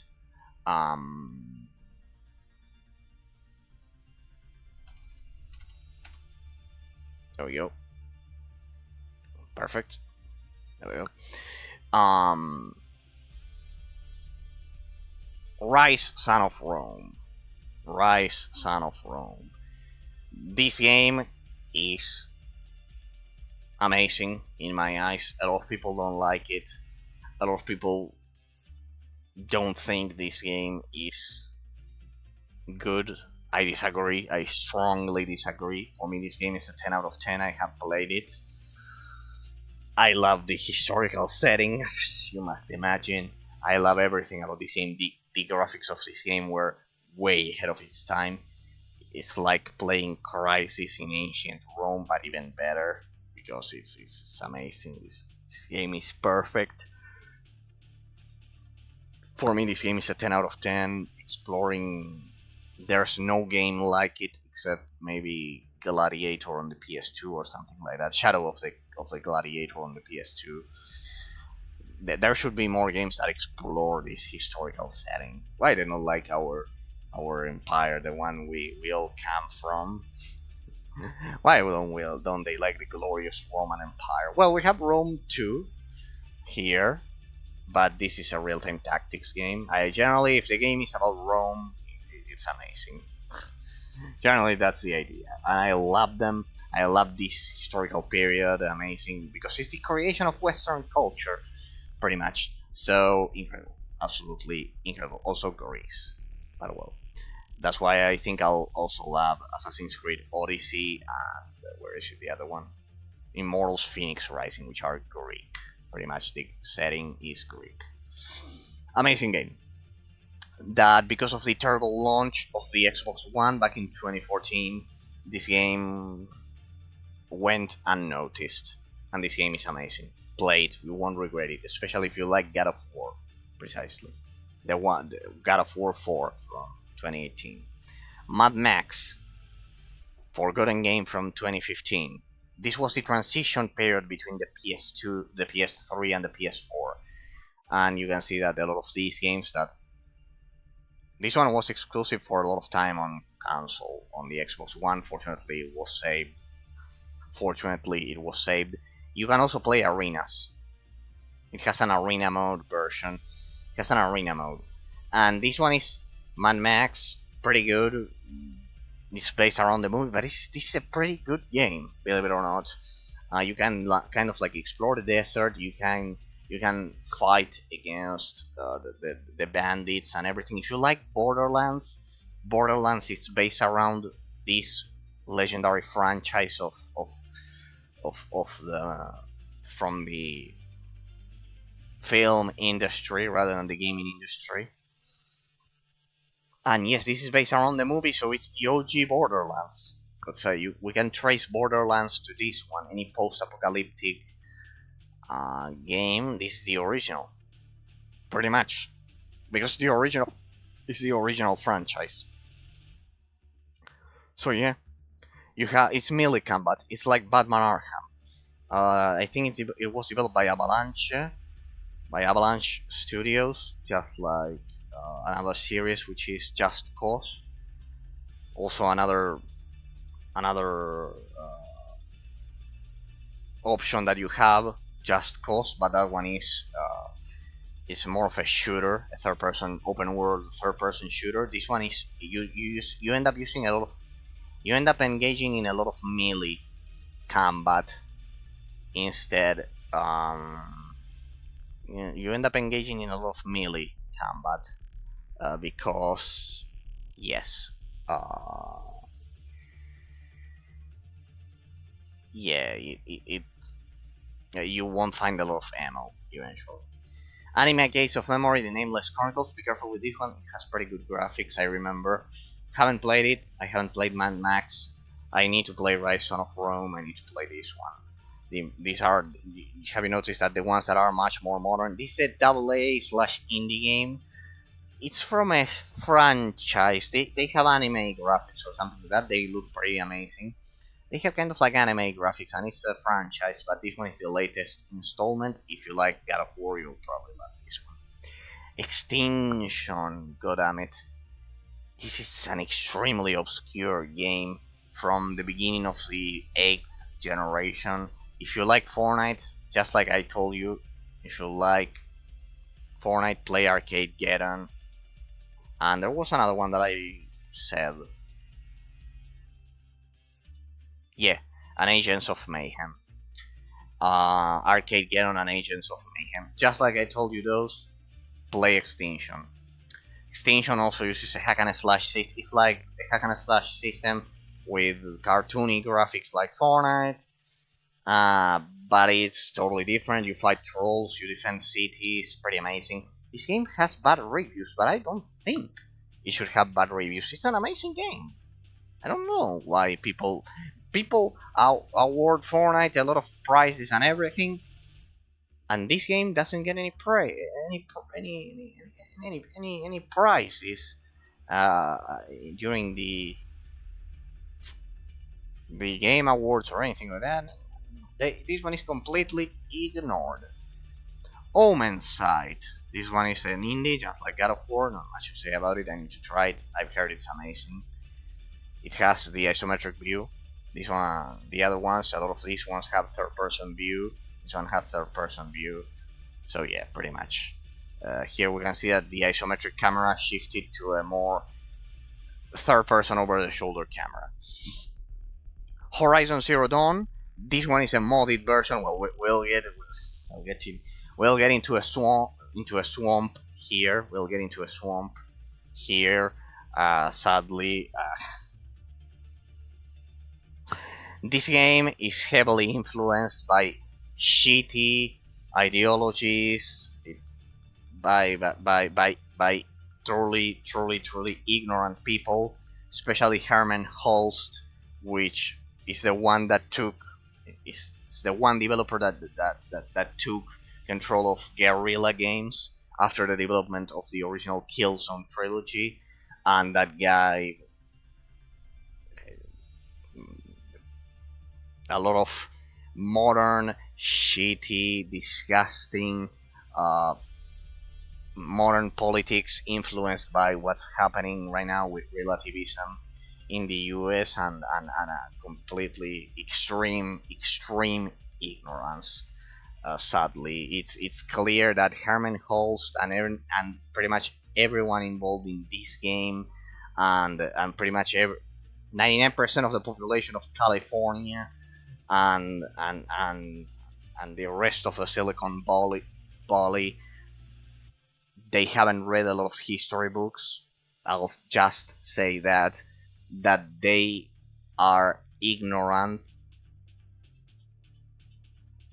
They are ignorance, because I'm talking about a lot of people. When related to how much relativism has impacted the life of modern human beings, this game is extremely influenced by all of the politics that I'm mentioning. It's absolutely disgusting. Normally, I wouldn't have this game here. Because when games are so crammed with ignorant political messages, besides ignorant political messages that the only thing that they tell me is that the developers haven't read any history books. They haven't read any history books at all. They haven't read any biology books at all, or anything like that. You must be wondering, why do I have this game here? If it's ideology and everything, and it's such a disaster in terms of basically all men in this game are stupid. Bottom line, all men in this game are stupid. They will behave stupid. They'll act like as if their brains haven't developed. Basically, a disgusting example. That's why even if Horizon 2 is released, I won't have this here. I won't get it at all. This version was broken at launch. This game tries to simulate The Legend of Zelda. Why do I have this in here? Because the community, always wise, clearly the people over at the PC community have read history books. There's pretty much no other way to tell it. Sorry, I don't have any other adjectives to describe it, to possibly describe it. They have read books.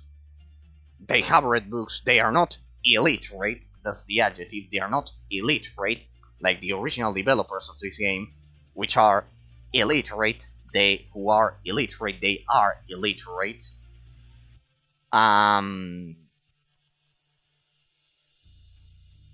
have fixed Aloy. They changed her. They made her look more like Bayonetta, like a proper feminine figure, like a normal person.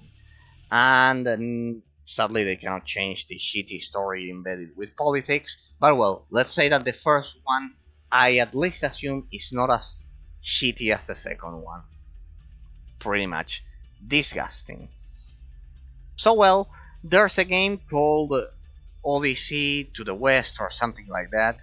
which is the predecessor of this game from the 7th generation, that I need to get. I think it has a PC version, so I need to get it.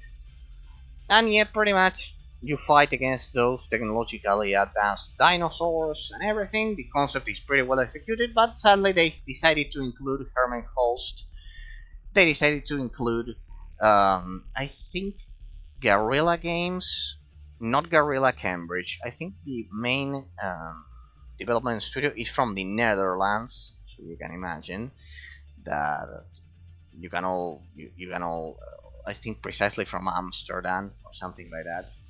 And in this period of time, that zone of the Benelux, basically Belgium, uh, Belgium, Luxembourg, and, and the Netherlands were heavily influenced by all of this disgusting relativist ideology that came through Great Britain and from the US, actually, that has invaded that. Fortunately, reality will eventually prevail. Fortunately, you can't deny metaphysical realism. Eventually, metaphysical realism uh, always ensures that the true nature and essence of the human being emerges. But well, warning, if you are a classic game, I'm telling you this because most of my YouTube audience is from 30 years onwards, from 30 to 50 years, which I'm very extremely proud of. Just so you know, this one has shitty politics in it. You'll realize it as soon as you play it. All men are stupid. Aside from that, gameplay mechanics, good. Open world, good. The idea of the dinosaurs, pretty good. Just in terms of the story and the setting, it's a disaster. It's a disaster. Don't play it for the story. Just play it as you would play in. Switch off your brain while playing it. I know it's difficult, but just focus on the gameplay. As for the rest, other things that you can do to fix it is to use this mod that was released on in the PC community that makes the main protagonist much more normal. As for the rest, much more natural and feminine. Pretty much that's the idea. God of War 4, just like Horizon. This one was released back in 2016. Then we had Uncharted here, which also has some bullshit. There's a problem with Sony since they moved their headquarters to California. God of War 4. The thing is that they didn't go full stupid. Kind of like that joke that used to be in the early 2000s MMO. Never go full stupid. The word was another one. But I won't use it because I could get banned. So let's just say, you should never go full stupid. Go stupid, but not full stupid. That's the idea here. Sony, at least with this one we could say it's full stupid. The Uncharted 4, we could say it's partially stupid. There's a section in which you cannot fight against a certain character. That is pretty evident there. And yeah, I can see that California has certainly influenced Sony in a negative way. See, even here at the end of the world, almost in Antarctica, we know about what's going on over there. At least I do. God of War 4, need to try it. I played all of the God of War franchise. I criticized the camera a lot. I think it's a totally different game. They just slapped God of War in it. I'm sorry, but Kratos is Spartan, and they should have kept going with the Spartan, with the Greek franchise, or they should have gone to Rome. It was a natural evolution. Rome is a natural evolution of Greek culture. It's the one that inherited everything. But instead, we can see that the influence of what I've been talking about with Horizon Zero Dawn influenced this. And while I also love the Viking setting here, What I don't like is the ideology behind it. We can see it all over the place. Uh, just be warned that since the eighth generation, when Sony moved their headquarters from Japan to California, it went downhill in my eyes. Marvel's Spider-Man. I'm not gonna talk about how they butchered the character with the expansion. I am South American. Supposedly Miles Morales is South American. Please don't call us Latins. We have Central America has nothing to do with South America. This is something that 99% of the people developing these games in California understand. They don't understand it. We, an Argentine, has nothing to do with a Mexican, with someone from Venezuela, from Colombia, other than the fact that we speak Spanish, but extremely different Spanish uh, versions of Spanish. Uh, we have nothing to do other than that. The Latin culture that is so spoken, yes, there is a Latin culture, but we have nothing to do. That's why I tell you that I don't feel represented at all by Miles Morales. You can see that I don't look like Miles Morales at all. I look like pretty much a Roman, which is pretty much 99% of the population here in Argentina. It's we are pretty much modern day Italians, which is pretty much modern day Romans. So who speak Spanish in our case instead of Italian, but it's the same. Both Italian and Spanish they both derive from something called Latin. So they're all Romance languages. So yes, see why it's important to read history books, people, because then 99% of the population of the developers who create these games over at California, they think we need Latin representation. Let's create Miles Morales. No, Miles Morales would be Mexican. He wouldn't be South American. He would be Central American, Mexican specifically. A U.S. Migrant. He probably migrated to the U.S. Well, that's why I don't have Miles Morales here. Sorry, but it's an insult on our real European inherited culture.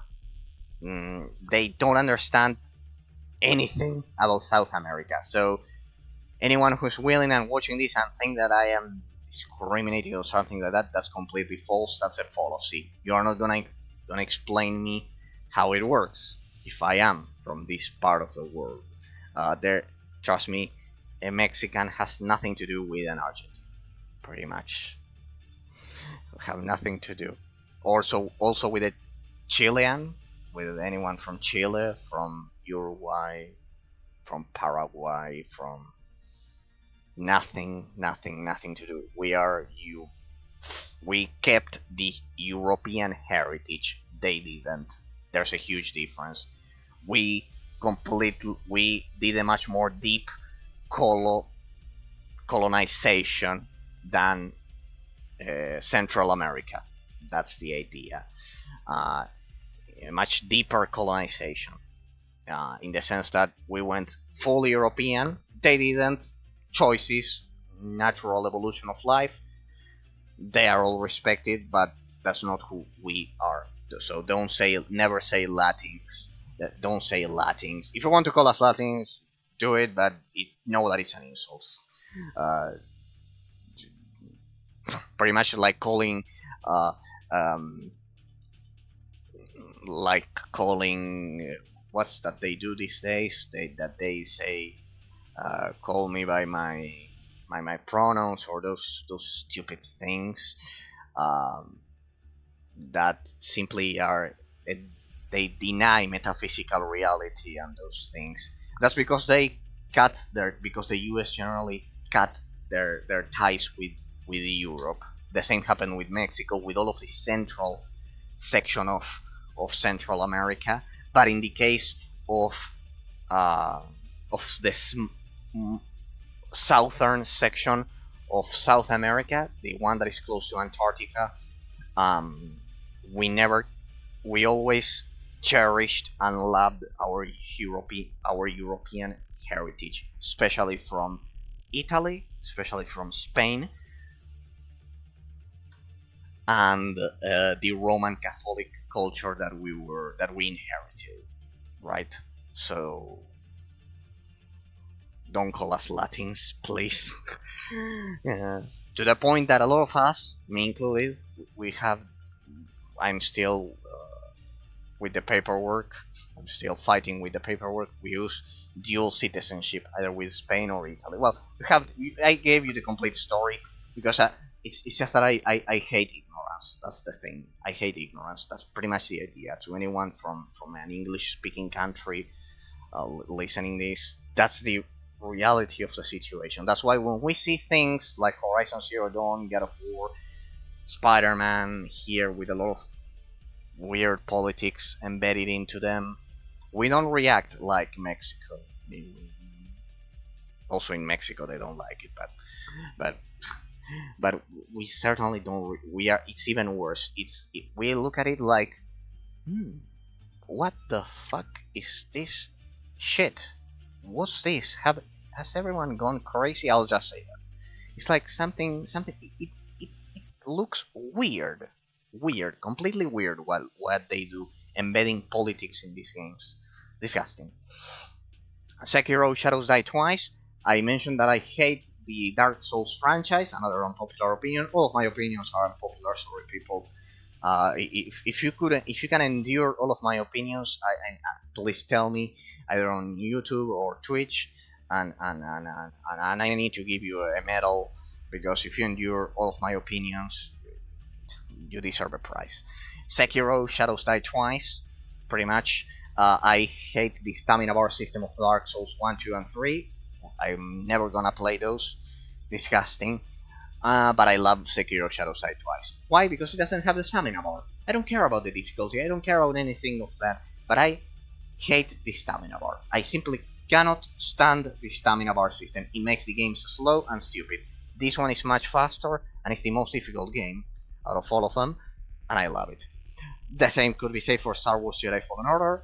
Eagerly awaiting the sequel, Jedi Survivor. Right, so yeah, pretty much. Samurai Jack, probably my second all-time favorite cartoon of all time, right below the Clone Wars by Dave Filoni. After that one, Samurai Jack. There's the ending of Samurai Jack, the last season, fortunately released by Adult Swim. Be careful with the last season; it's not made for kids. The first 4 seasons, yes, for me this is the best cartoon ever created, except for the Clone Wars. So yes, pretty much, I love anything that has Samurai Jack slapped on it. Scarlet Nexus, if you like Platinum games, you'll probably love this one. Gotham Knights, a modern incarnation of Batman Arkham. So if you like Batman Arkham, this is the most modern incarnation. They are working on Suicide Squad. I don't think it will be as good as this one. And Solstice, a pretty unknown indie hack and slash. These are all hack and slash games. Highly recommended Scarlet Nexus. This is fully Japanese, but it's like Platinum games. Pretty fast paced, amazing. Or like Nier Automata. The Sony games, if you can endure the politics embedded into them, they are great. They are great games. Through PC modding, you can achieve a much more normal and natural versions of them, much more neutral, not so politically polarized. Right? Here, for example, they changed the face with the actor of the Uncharted movie, and you can restore John's Bubniak face, which is the original one. There's also an issue with the flags and everything. So yeah, pretty much. Disgusting topics that I'm not gonna get too much in depth. I've already spoken too much. Cancel culture is everywhere. So yeah, this will go away, people. This will go away. This disgusting. At the end of the day, they are like the Nazis. Pretty much the same. They're pretty much the same.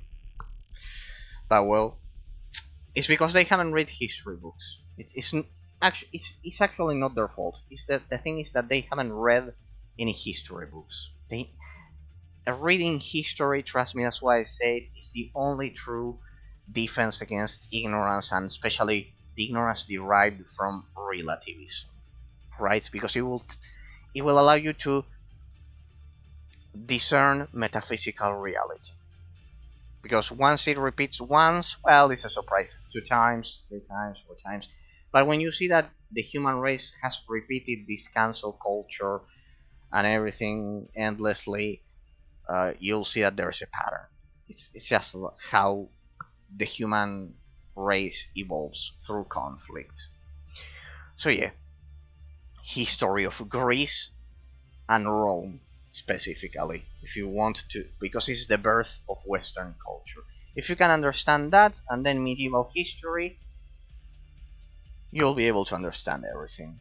It's not their fault; they are poor souls in ignorance. These modern uh, lines of thought that are emanating from the US. They're pretty much just it's sheer ignorance. Not all of the US. Not all of the US. Certainly not. A small fraction of illiterates and ignorance. It's a tiny small fraction that hopefully the rest of the population who is healthy will realize that we cannot live like this. That they cannot live like that because here in at the end of the world we don't care that much, and in Europe as well. But that's the thing.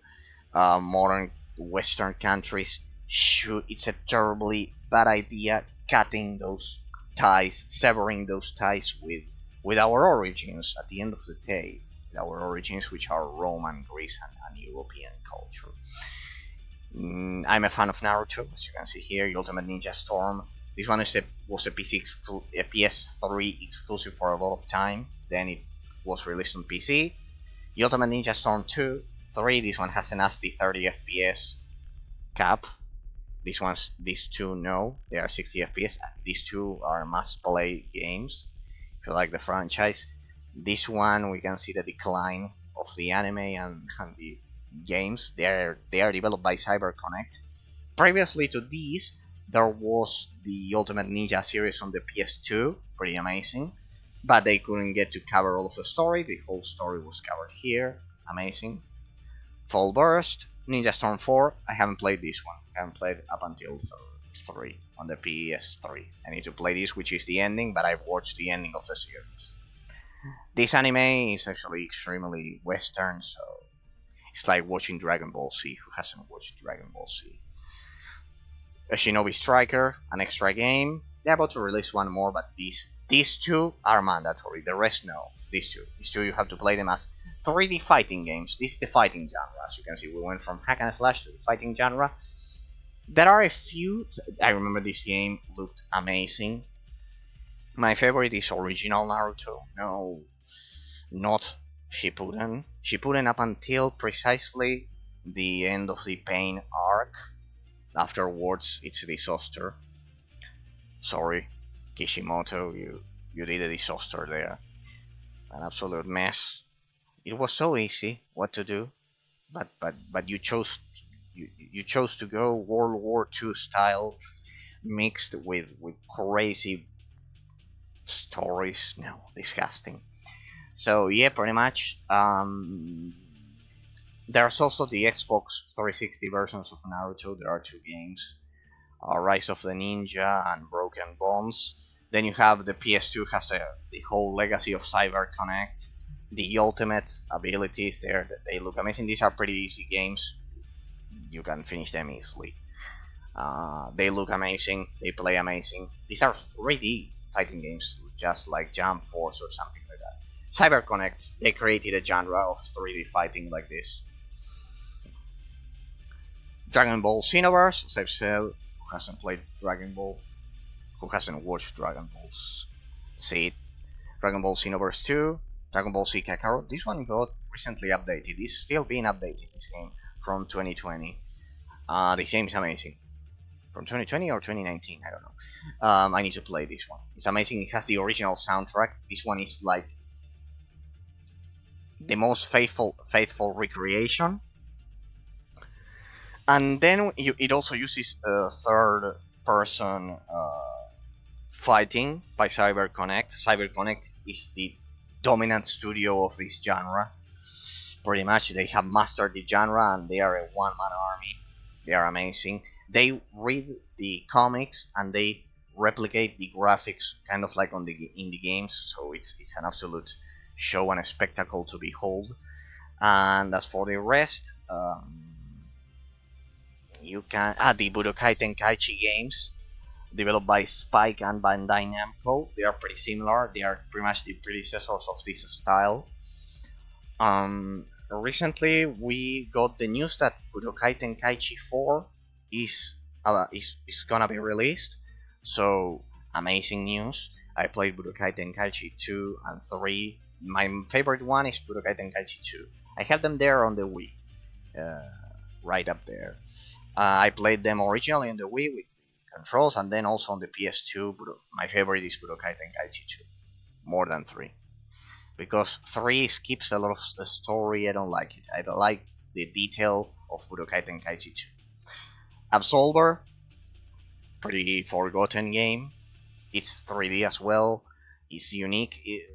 The game that I'm missing here is For Honor by Ubisoft. Sadly, it's online only, so lost forever. This one is pretty similar, let's say, but it doesn't use weapons. It's just martial arts. Sifu is pretty much the successor of Absolver, of Absolver, not Revolver, not Absolver, Absolver. Sifu is the modern successor. Pretty amazing game. Pretty amazing games, martial arts, and this is 2D fighting. Marvel vs. Capcom 3. I have Marvel vs. Capcom 1 and 2 on the Xbox 360. The Xbox Live Arcade program have those. Here I have the third one. There's also Marvel vs. Capcom Infinite. But well, that one wasn't that good. It also had shitty politics mixed in it. Well, whatever. And yeah, pretty much this is the ultimate best version. You also have the PS Vita version of this. Oh. Injustice Gods Among Us. I finished this one on the PS3. Amazing game. I love it. I love DC more than Marvel. So yeah, Injustice Gods Among Us. Injustice 2, you'll see that the fighting genre is an extremely Japanese dominated genre, but here you'll see Western games, because I don't like Street Fighter, I don't like Tekken, I don't like Soul Calibur, I don't like the characters, I don't like the stupid story. That I don't like it. If I'm gonna use characters, I use Western characters. See, another unpopular opinion. Just Injustice 2, Killer Instinct. This version is amazing on PC. Developed ironically by Iron Galaxy, the same developer that destroyed the port of Batman Arkham Knight. This one is perfect. It runs at 60 FPS. Pretty hard game. I managed to beat some of the characters on hard mode. The insane mode is truly insane. It's extremely difficult to beat the characters. You need frame perfect punches. Amazing characters. Original. I have the original Killer Instinct from the Super Nintendo. Here I have it on the Nintendo 3DS, thanks to an injection that I did, or officially it wasn't there. So I played the original Killer Instinct on the go on the 3DS, on the new 3DS XL, and then I have here Dragon Ball Fighter Z. It's another great game. I think this one was also by CyberConnect. Yeah, by CyberConnect, but 2D. This one is fully 2D. So I guess we can say right now that CyberConnect, they are the masters of the genre. Capcom and Konami and I don't know, Bandai Namco, whatever. I think they can't hold a candle against CyberConnect at this point. The thing is that CyberConnect, I think, is part of Bandai Namco. I don't know, whatever. They kind of like give them the development. So yeah, pretty much I think CyberConnect, they are the undisputable kings of the genre.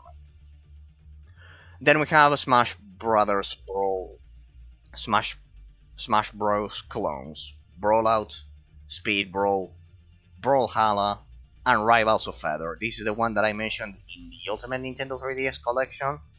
That is just like playing the Showdown mode of Hollow Knight, the Showdown mode of Hollow Knight, Rivals of Feather. That's the thing basically. So yeah, if you're looking for the Showdown mode of of Shovel Knight, look no further than Rivals of Heaven.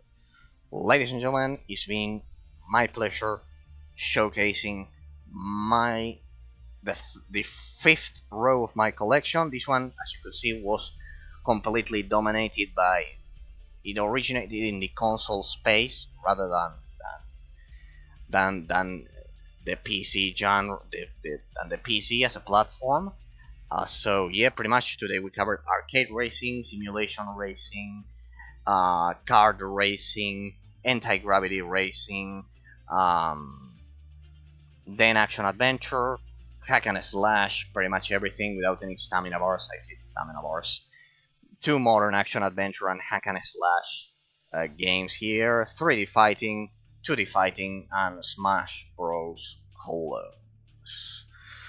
I also added here, I almost forgot, the Mage Seeker, the one that I said of Moonlighter. I covered this at the beginning of a stream, and this one 19 plus, which is a clone of the Legends, pretty much. Next time we are gonna cover the final.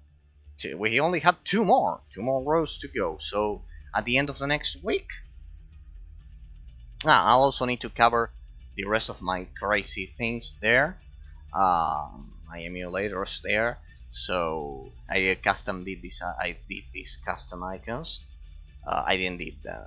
I kind of like perfectly edited them by grabbing images online. So yeah, we still have two more rows to go. 2D platforming, 3D platforming, tower defense, run and gun. We have a lot of things to cover. Ladies and gentlemen, it's been my pleasure. Sorry that I cannot stay anymore. Thanks to anyone who may have taken the time to watch this as a Twitch VOD or a YouTube VOD from the bottom of my heart. Always thanks to all of the Twitch followers and the YouTube subscribers from the bottom of my heart. You always encourage me to continue showcasing all of these forgotten games that certainly deserve much more praise, and I hope my collection is actually useful to you. All of my knowledge, that all of it will be actually useful to you, that you'll be able to expand your horizon of games that you have available for you. So you'll never again run out of games if you watch my special showcases. Ladies and gentlemen, see you all next week. We only have two more rows to go. Right? Two more rows, and then we go back to the gameplay. But I need to do this every year because otherwise, well, ladies and gentlemen, otherwise, all of this knowledge will eventually be lost. That's the thing. So yeah, ladies and gentlemen, it's been my pleasure. See you all on Tuesday. Have a great weekend. Bye bye. Have a great weekend.